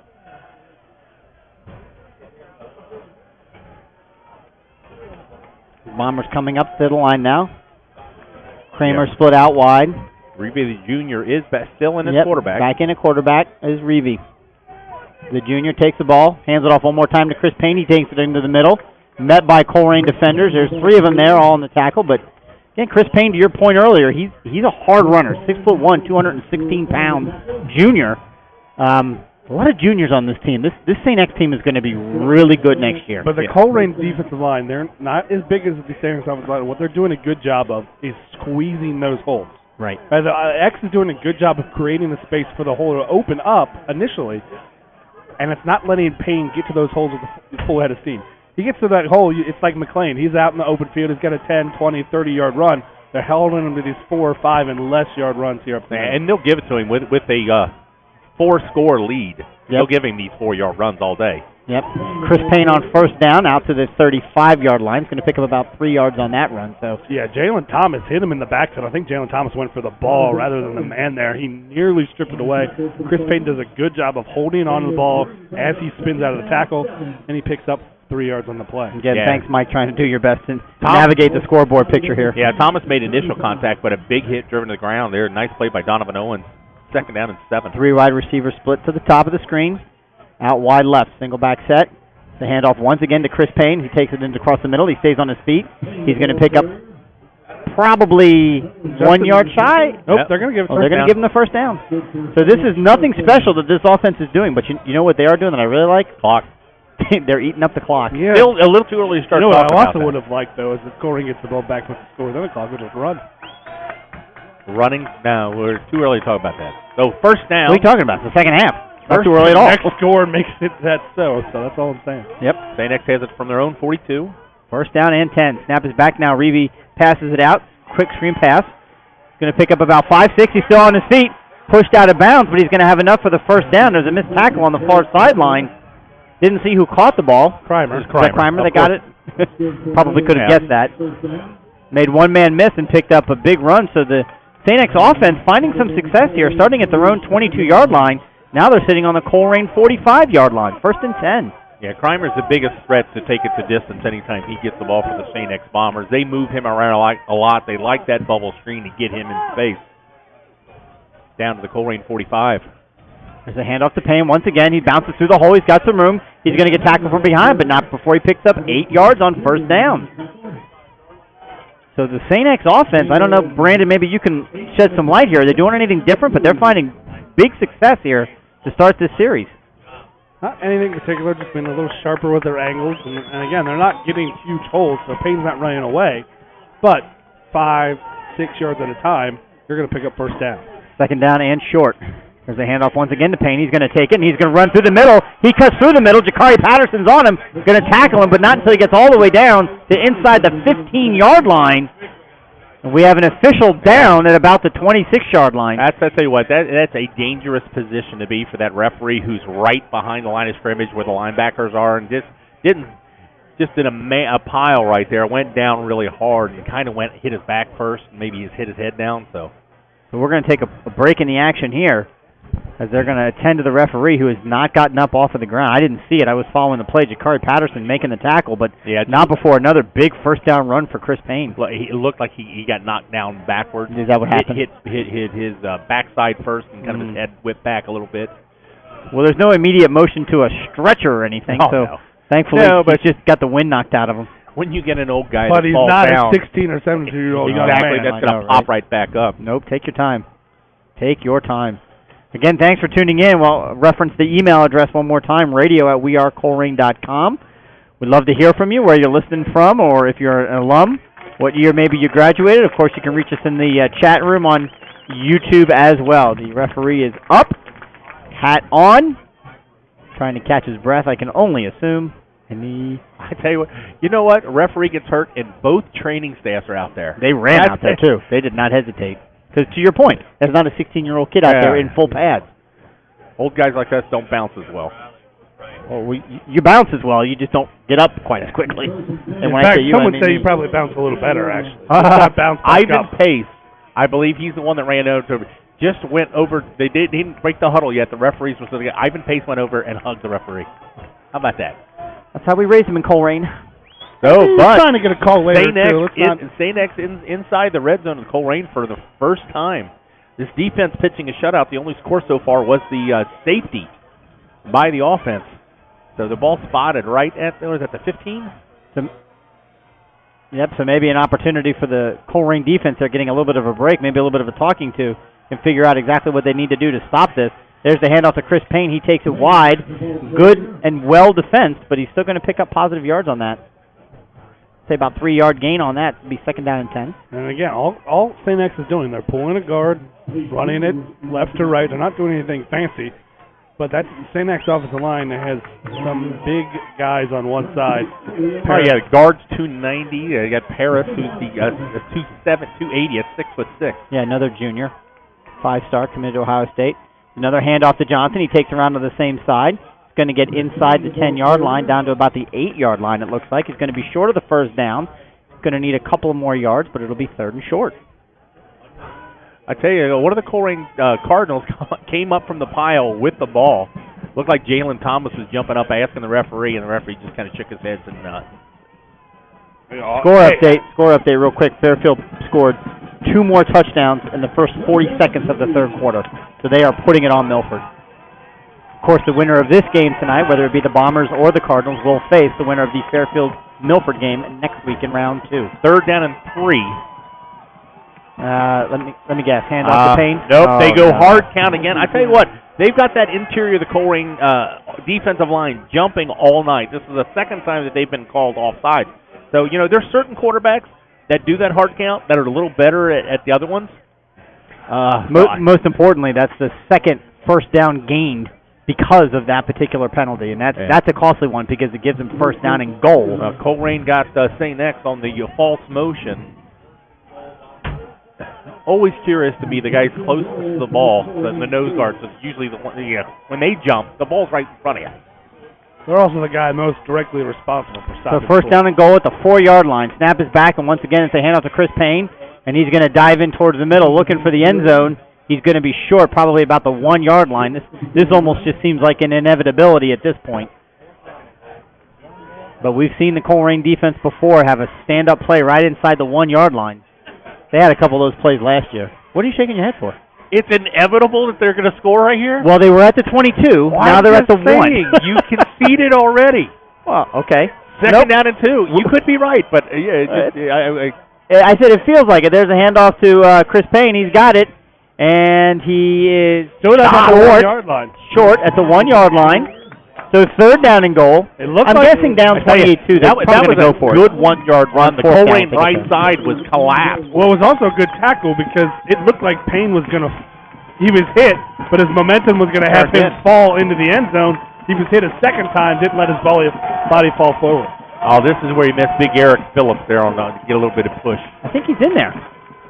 There's a handoff to Payne. He takes it, cuts it He's around. going to lose a yard. And he's going to get lost a yard. The Colerain defense around the corner stops him on 3rd down. It's 4th down. Yeah, he lost more than a yard. He lost 3 yards. Instead, they've been having success running him just straight up the middle. This time, they kind of put him on a little trap. That's how they run. It's the Colerain defense is the one who kind of forced him outside. They jumped the trap, and there's no respect for the pass at this point. They've sold out for the handoff to Payne, and it's a loss of 2 on the play. Yeah, St. X going to take out a wide receiver, put in an extra tight end. Take a little bit of time to get this play in. 13 seconds left in his play clock. Watch the play action here. Even though you've had success, haven't had a lot of success throwing. This is a good spot for him. Yeah, Chris Payne in the backfield. Only 2 wide receivers split out wide, and we have got the referee running in. That's and we're a going to timeout, Colerain. Tom Bolden ran all the way down to the 5-yard line to get this referee. He wants his defense pitch a shutout on 4th down and goal. If they can make a stop right here, what an emotional swing that could be. He's doing it just to spite me. We're all doing it. It's inevitable. Yeah, it felt inevitable. No, but hey, kudos to the defense. Hey, it don't matter. We're going to step up and stop Chris, it. the only reason we say that is you would only say that if it was saying that. That's true. That's true. I'm not going to lie. Well, and who am I to make fun of you? And with you're a lot more verbose than me. My limited vocabulary, I get more excited. See how the contradiction in his own statement there? Exactly. How he says he has a not very verbose lexicon. Then he's using a verbose language. See how he's doing making fun of my own self. Yeah. Self. Do we have any other self-deprecating? Do we have any other updates? St. Ives now trails St. Ed's 14-13. Okay. That's a tight game up there in Region 1. Elder now leads Moeller 28-0. Wow. Wow, that went from a close game to a blowout.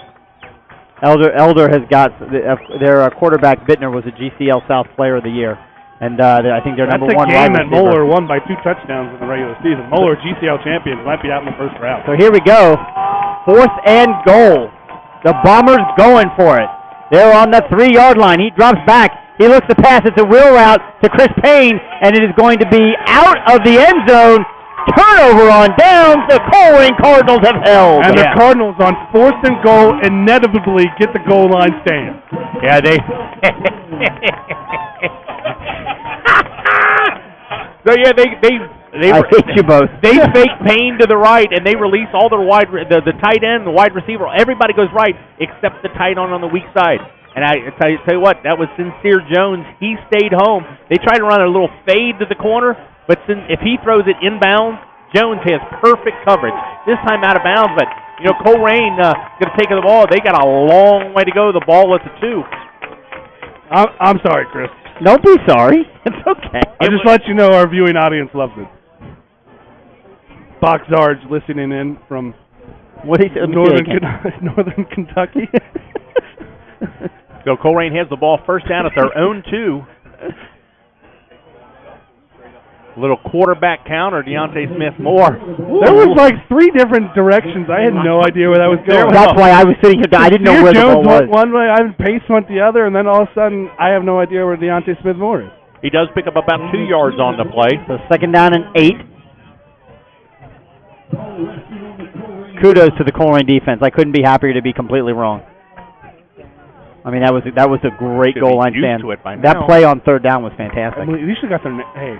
Sometimes you just gotta roll with it red and jam with the. I can't remember how that. Here is Colerain to the I formation. Yep, Deontay Smith under center takes the ball, hands it off.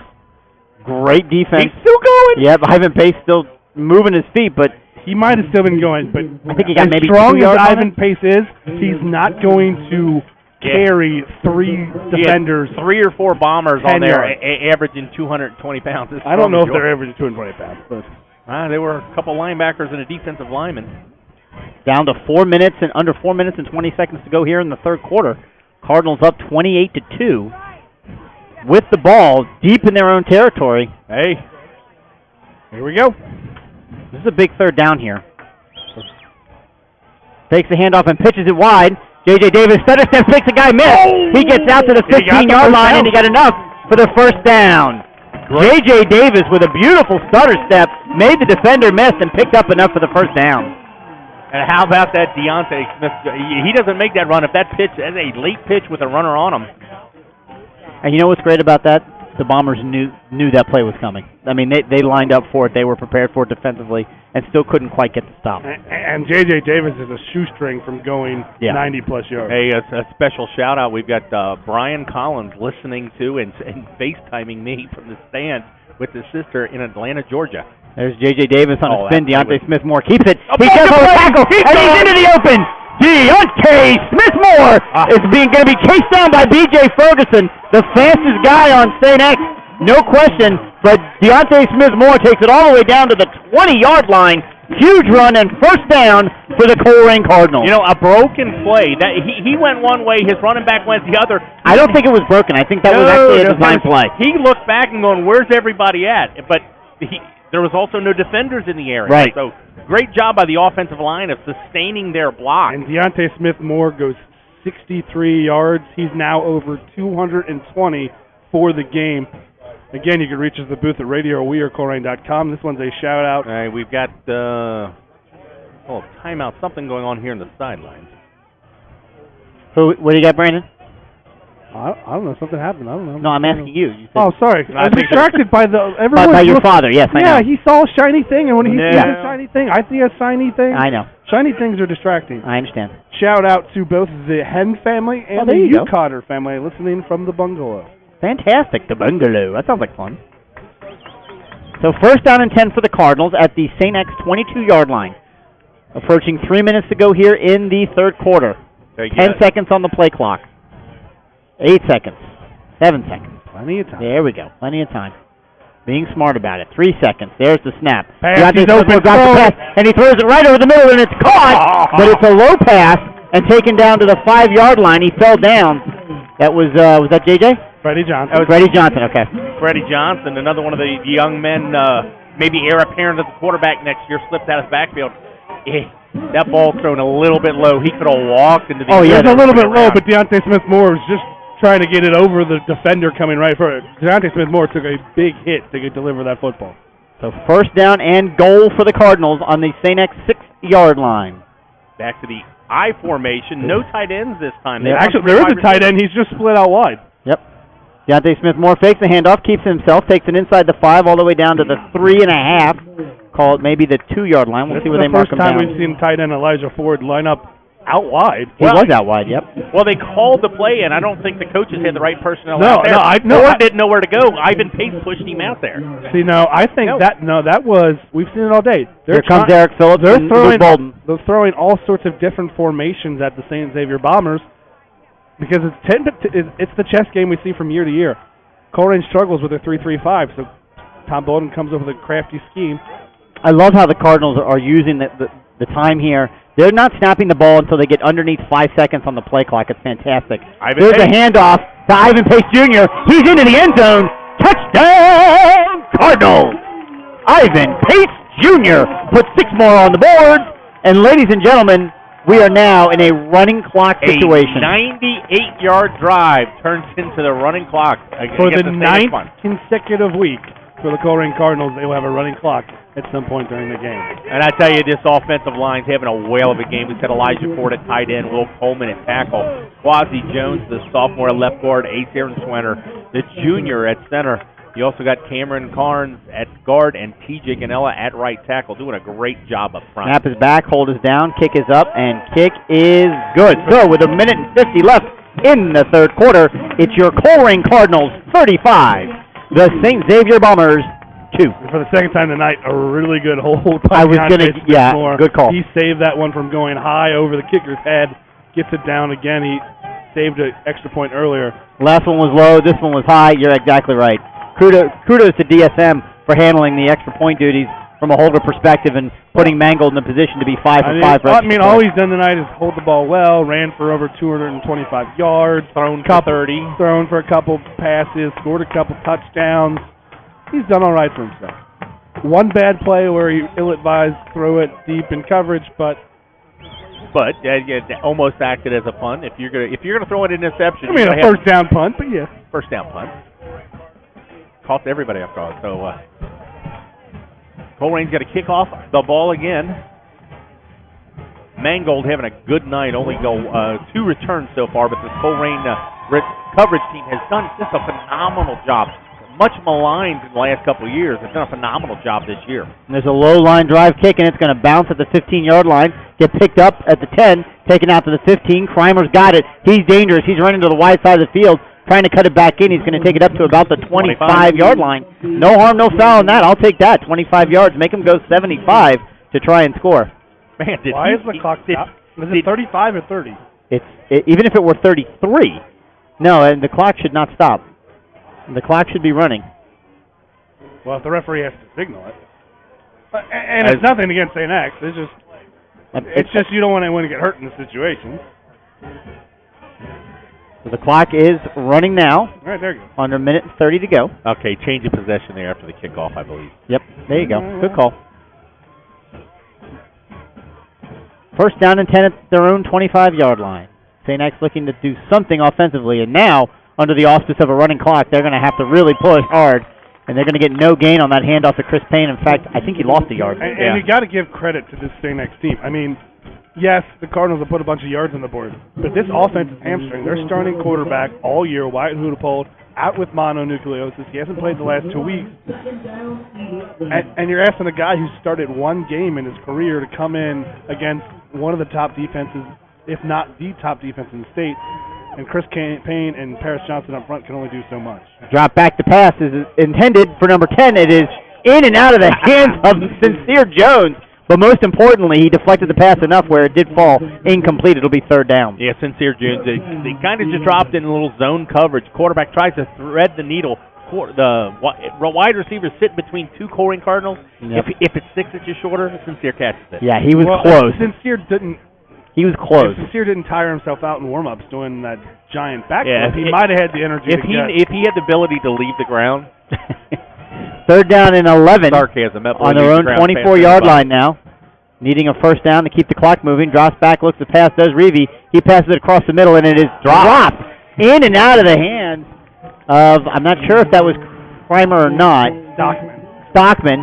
In and out of the hands of Stockman's. It'll be fourth down and 11 at their own 24-yard line. And that'll also be the final play of the third quarter. So after 3 quarters of play here at Colerain High School, it's your Colerain Cardinals 35, the St. Xavier Bombers 2. And thanks once again to our corporate sponsors who make everything what we do here at wearecolerain.com possible. Longshafer, Friendship Baptist Church, Northwest Association of Educators, Joseph Toyota Cincinnati, Quaker Steak and Lube, Langan Meats, Supercuts, Plato's Closet, Arab Pest Control, Fast Signs, Life Touch, Game On Sports, Northgate Ford, La Rosa's, Novacare, Paul Young Funeral Home, Midwest Stonescapes, Joe Kappel's Lawn and Landscaping, Meyer, Friedhoff Accounting and Tax Service, The Underground Sports Shop, Hoding Realtors, Skyline Chili, Shock Tile and Carpet, State Farm Insurance, Cincinnati Police Credit Union, Hawksworth Blood Center, CAI Insurance, Valley Metalworks, Queen City Running. And I tell you what, they support us. So if you're have the opportunity to visit one of these businesses, one of these things, support them. They support the Cardinals. So. And we'll take a minute here and also thank not only those who've donated money to the Colerain Boosters to become a booster, but also those, and apparently we're going to have our first TV timeout as we've got a Spectrum employee standing on the 20-yard line. But also want to take a minute and thank all the volunteers that make game day like today possible, not only this week, but every week here at Colerain High School. All the moms and the dads and the brothers and the sisters and the aunts and the uncles and grandmas and grandpas, and it's one of the things that makes the Colerain community so incredibly special. So thank you for donating your time selflessly to promote these kids, to promote this community and this program. Also, a big shout-out and thanks to Craig Olland, the athletic director here at Colerain High School. Say that. Yeah. Chaos. We don't have the biggest press box here, so you've got 2 radios, you've got TV, you've got people that want to rent the booth, and we've got chaos up in it. So thanks to Greg. Craig's had a very, very busy week with Spectrum here, 1360 here, us here, 2 sets of stats guys. It's been very busy, and he's handled it with aplomb. It looks like Crimer is back to punt. We get a couple quick score updates. Was tied at 17 with 4 minutes to play. A field goal makes it 20-17 Lakota East with 4 minutes to play. Elder up 28-0 over Moeller. Fairfield over Milford 35-7. Elsewhere, Whitten Woods now trails 35-14. Wow, that's other upset, Anderson on top of Kings 35-21. Wow, that Whitten Woods score is shocking. That is shocking. So 4 minutes to play. Mason trails East by 3. That's a great game between 2 pretty decent GMC teams. The winner of that game, of course, will get the Elder Panthers. The Elder Panthers, as they're up 4 scores on Moeller. And 7 years ago. There you go. There's some pressure put on Crimer, who punts it. It bounces right at the 50-yard line, and Colerain stays away from it. Takes a little bit of a Colerain bounce and comes down back to the 43-yard line, which is where the Cardinals will start first and 10 at their own 43-yard line, up 35-2. The clock is stopped on change of possession, but once that gets going, it will be a running clock as long as the score stays 30 points or more different. A couple other score updates. It's still 14-13 Fairmont over Springfield. Davidson 28, Wayne 14, Northmont 28, Hilliard-Darby 14, Hilliard-Bradley still leads Pickerington Central 13-7. Deontay Smith-Moore in under center, and new fullback, Hamza Abdul Wahid, takes the handoff. It's a pitch back to Sincere Jones. He takes it, falls on the ground. It's fumbled backwards, and Sincere Jones recovers it, but it's going all the way back to the 35-yard line. So yeah, option is a risk and reward kind of style of play. It's feast or famine. This time, Deontay Smith-Moore just pitches it late as he's getting hit, and then disrupted the pitch. Good job by Sincere to get back on the ball, but it's one of those Coach Bolden said, live to make another play. Take the 3-yard loss, not the 7-yard loss. Yeah, and that was Coach Bolden reached out and gave Will McDonald a 5. That's a defensive end for St. X, kind of giving him some kudos for the tackle. Hamza Abdul Wahid takes it and busts through the hole, gets up past the 40. They're going to mark him down right at the 40. Yeah, Abdul Wahid, the junior in, only 5'6", 170 pounds. But when he gets in there, he gives you a slightly different look. Where Pace is going to run you over, he's going to run you over too, but he's got a little bit of elusiveness. He runs hard. Another one of these. Let's be honest. He's like a slightly smaller version of Ivan Pace Jr. back there. He's going to be tough to handle. He's going to be the hammer, but not the nail. He runs angry. So a 3rd down and 13. Colerain would like to try and keep this drive alive. Hands off across the middle to Hamza, and unfortunately he gets hit by 3 big defensive linemen of the St. X Bombers and gets pushed backwards. When you're under 5, what is he, 5'7", about 180 pounds? Yeah. Keithlean's really big. Taken down by Nick Jones and Ian McDonald, both listed as 6'1", 6'2" in the program. Yeah, that's big. So the Colerain Cardinals are going to be forced to punt for the first time tonight. But again, the clock continues to run. Quick score update. One punter. What? One punter's going to kick to the other punter. How about that? What if they just turned this into a rugby match and just started punting back and forth? Jared Kreimer, Mr. Everything, is back at the 22. Lawson Sandusky's going to take the snap. Another rugby-style kicker. He's got it, and he gets it off quickly. It's a high punt. No return. Yep, we're going to give... Yeah, the ball was kicked high up there, and Bolden tried to get out of the way, called for a fair catch, but just made a little bit of contact. You know what? You'll live with that because Luke Bolden either breaks his ankle or doesn't run into him. He was trying to get out of the way. He took the step and started to turn his ankle. Trying to slow down, trying to be in the play, but not trying to make the contact. You're right. Sometimes when you're going down and you try to stop yourself from going down, that's when you get hurt. But Kramer calls for the fair catch at the 28. Did he actually raise his hand and say no? Yeah. Okay, because I didn't. Yeah, it was a fair catch. I missed it. Willie Finch Jr. will come in for Luke Bolden, so Luke Bolden's out. Well, yeah, and Ivan Pace again out in that last series. So this is where, with a 33-point lead in the 4th quarter, you start resting some of these guys and getting them ready to play next week, because the Cardinals are going to win this game and they're going to go on and they're going to see a familiar foe. They're going to take on, unless something has changed drastically, they're going to be playing the Fairfield Indians next week at a neutral location. Of course, Colerain and Fairfield played just a few weeks ago, and Fairfield got to within a touchdown in the 3rd quarter, but Colerain then poured it on, ended up winning 55-27 here at home. Scoop and score by Pick Central. They now lead Bradley 14-13. They were down 13-0 in that game. Defensive touchdown takes the lead. Yep, defensive touchdown indeed. There's a handoff to Chris Payne. He gets hit in the backfield. Gets off 2 or 3 tacklers. Darrell Patrick gets on his back and rides him. Willie Finch Jr. For a 5-yard gain, so 2nd down and 5. Yeah, Mason Hill does a great job penetrating and slowed down Payne in the backfield, allowed the defense to collapse on him. Yeah, they're going to a no huddle now. There's once again the handoff to Chris Payne. He takes it across the middle. Once again, he finds some space going forward, but Willie Finch jumps on his back and brings him down. Willie Finch. Another substitution sophomore, Xander Kendall, in for the Colerain Cardinals on defensive line. Yep, they're moving quickly here. There's a handoff once again to Chris Payne. He runs it. He's going to get enough, I think, for the first down. Not with that mark. Maybe a little short. They're going no huddle, but they're still just running the same play. Well, I mean, it is what it is. The outcome of this isn't. 4th down and about a half a yard. They're going for it. Well, yeah, of course. Snap is back. Hand off to Payne. He takes it. He's going to have enough for the first down. Takes it deeper into Colerain territory. Takes it down to the 45-yard line. Ball came loose. Yeah, ball came loose after the play, and Willie Finch picked it up. One of the Bombers didn't see. I believe it was one of the guards. Kind of grabbed him and says, "Well, I didn't think it was a fumble, but if you've got it, you're not going anywhere." So just kind of Finch in place. First down, Bombers. Reeve takes it, passes it to Kreimer. He's going to take it across the middle, looking for some room. He's going to pick up about 7 yards on the play, maybe even 8. We'll see where they mark it. I love that tunnel screen there by the wide receivers. They love that play. Surprised we haven't seen that often so far. That's the first time they ran it. Especially when you're limited with how well you can throw it downfield.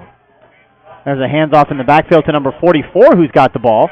He's going to have enough for the first down. Going to get it inside the 35 down to the 32-yard line. Yeah, it's Ben Bracken in the ball game, the 5'10", 175-pound junior. So Bracken in now for officials timeout. Officials timeout. Yeah, we're having a little bit of equipment issue for Colerain, but also they're having the chain crew is not keeping up with the play. Well, the clock is running and it's difficult, right? Reeve drops back, looks to pass, throws it across the middle, and it is dropped in and out of the hands of the intended receiver. That would have been enough for the first down, but he just dropped it.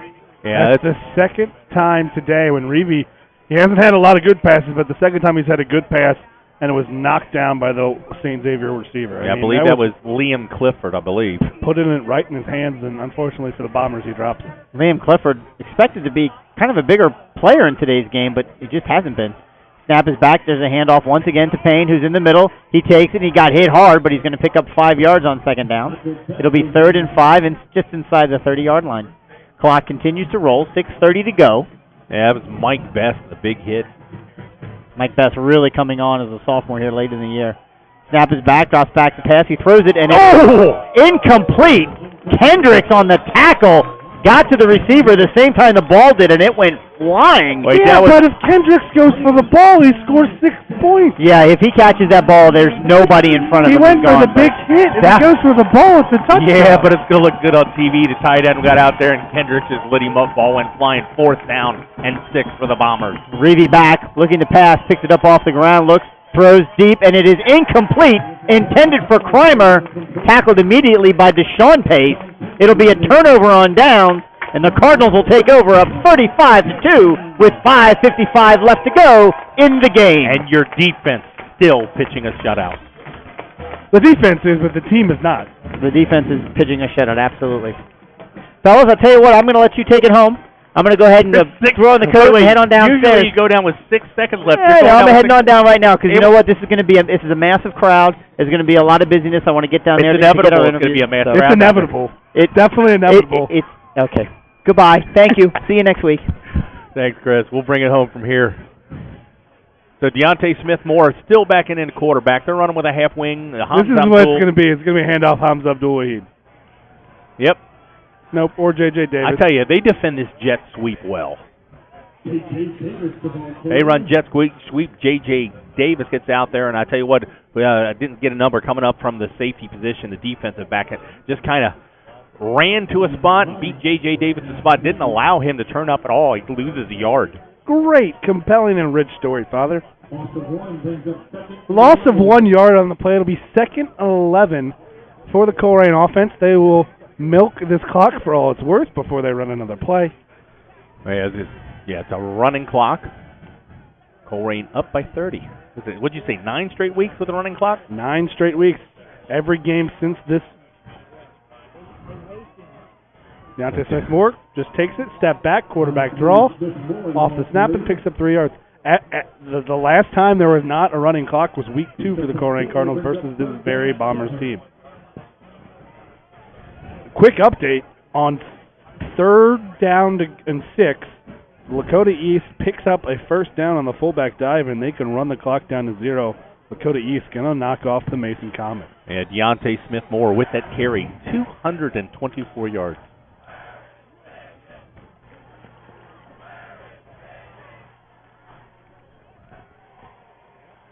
So run all the clock down to 10 seconds left in this play clock. 3rd down, and they need 7. Step back. Smith-Moore throws it to That's Freddie. coming back, though. There's a flag on the play. So they needed 8 for the first down. Flags on the play. Behind the play.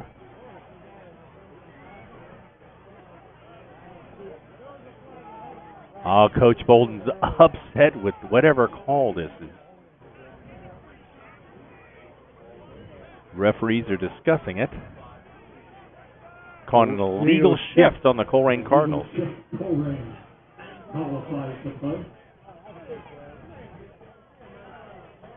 Deontay Smith, we're getting an explanation from the referee. We'll see if we can track that down. But more importantly, the clock's still that's running. a whole play that has to be run with the clock running. It'll take about 20 seconds for the ball to be set. It'll take another 25 seconds for the play clock to go down. Yeah. But I don't know if it's going to be offsetting or it's just going to be unbolting because a lot of times. Personal foul against Colerain.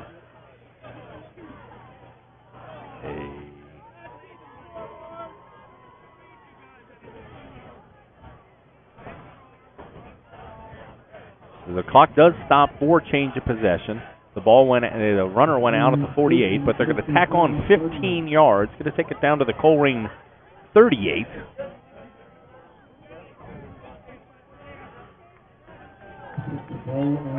A few substitutions in for Colerain.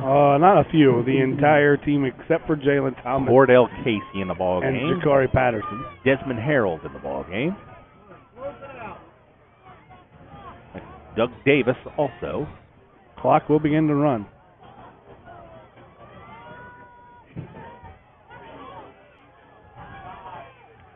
And ball thrown up one-on-one. Stockman versus Kendricks. And Kendricks defends it, but I think that ball is more of a throw than anything. Yeah, Kendricks does a great job. Not the tallest guy on the field. He gets challenged a lot because a lot of times they won't throw Sincere's way. Kind of a lockdown corner right there, but good job by Kendricks staying man-to-man. Under a minute to play.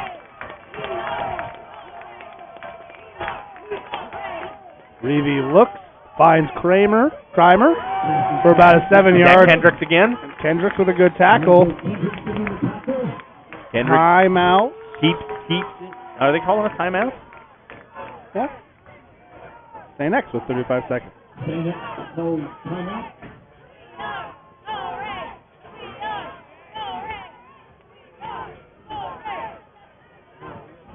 So stay next for the call timeout. Thanks everybody for listening at home. And Brandon, we back here next week? We are not here next week. We are at a neutral location. Fight to be determined. But we do know that we will be taking on the Fairfield Indians for the second time in 3 weeks. Or the second time in 4 weeks. Excuse me. So normally when we play somebody local like that, it could be Miami, it could be Mason. Most likely it'll be Mason or Princeton. We don't know. It just depends on who volunteers. They don't force schools to host. I would be very upset if it was Hamilton. I'll tell you that much. Nothing against the city of Hamilton or the school of Hamilton. That press box just doesn't get good Wi-Fi. Yeah. Struggle every time to broadcast there. Okay, 3rd down and 3. They need to get to the 27. 35 seconds left.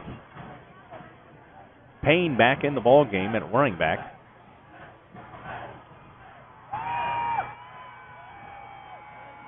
Setting up screen.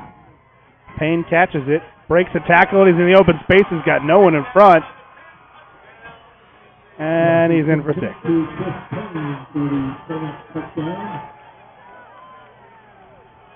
The timeout by the St. X Bombers. They set up a play. Find Payne out of the backfield in the screenplay against the 3rd team from Colerain. That's what it is. It is what it is.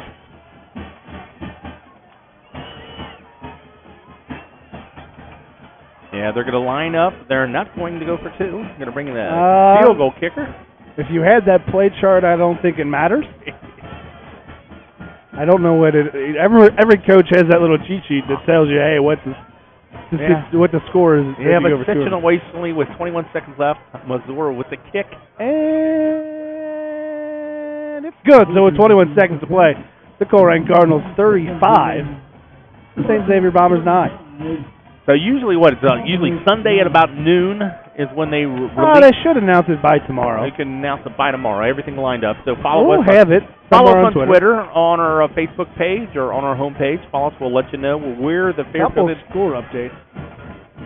Anderson, 42-27. What a surprise. Kings blew them out by 4 touchdowns the first time this season played. upset unbrewing. Whitten Woods has climbed back in with one score of Olentangy, 35-28. Don't know how much time left, but can't It be says much. third quarter. We've been in a running clock, so if it's a high-scoring passing game.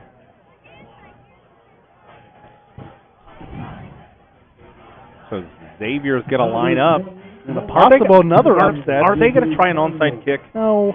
Possible other upset. Mount Healthy is only down 2 to Kettering Alter. Interesting. The Xavier kicker is. They do that every time. Oh, then he sets the ball up. You okay. all so overreact sometimes. No, I've never noticed. It's such an before. overreaction. He had the ball laying flat on the ground. They They broke did that the huddle, last and then he set time. it up. Well, it's been so long since they kicked off. I missed it. They've only done it once. Northmont pouring it on Derby, 42-20. Kick is up, and Sincere Jones will field it and probably just take a knee. Yeah, no return. Kind of messed up his stats a little bit there for this season. Yeah, that's what you care about is stats. That's all. So Colerain is going on. They've got clock does stop.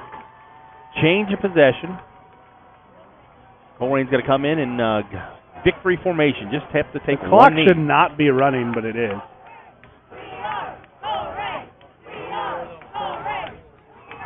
I think the referee just recognized that. There was about 16 seconds left on the clock. Can run down to 4, but it doesn't matter. They're not going to reset it. Yeah, again, all official he's got- clock's on the field, and all you got to do is take a knee.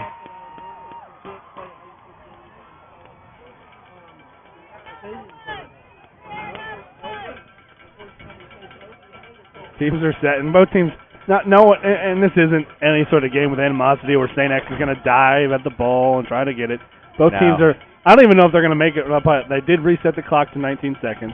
So, yeah, you're absolutely correct, Brandon. And both teams were. They're basically shaking hands before the play, waiting for the clock to get reset. That's what you like about this rivalry. As heated as it is on the field, mutual respect by both teams. You know, you play a couple local teams that have a little rivalries. It usually kind of gets chippy towards the end if one team takes over. Smith Morris takes the snap, takes the knee, and the Cardinals will not have to run another play. The clock will run down from 10 to 0, and it will be a final here from 8801 Cheviot Road. The Colerain Cardinals defeat the St. Xavier Bombers 35-9. We do know that next week's opponent will be the Fairfield Indians. We do not know where we'll be playing the Fairfield Indians, but we'll give you updates on Twitter, Snapchat, Facebook, let you know where that game will be held for the contest. We will have a live broadcast here on wearecolerain.com once again for you next week, next Friday, 7 o'clock, somewhere in the city of Cincinnati, somewhere against the Fairfield Indians for round 2. The Colerain Cardinals will take on another GMC opponent in the playoffs. So, Chris Simonitis for Brian White and Mike Rourke. I'm Brandon White. Thank you for listening to Colerain Football on wearecolerain.com.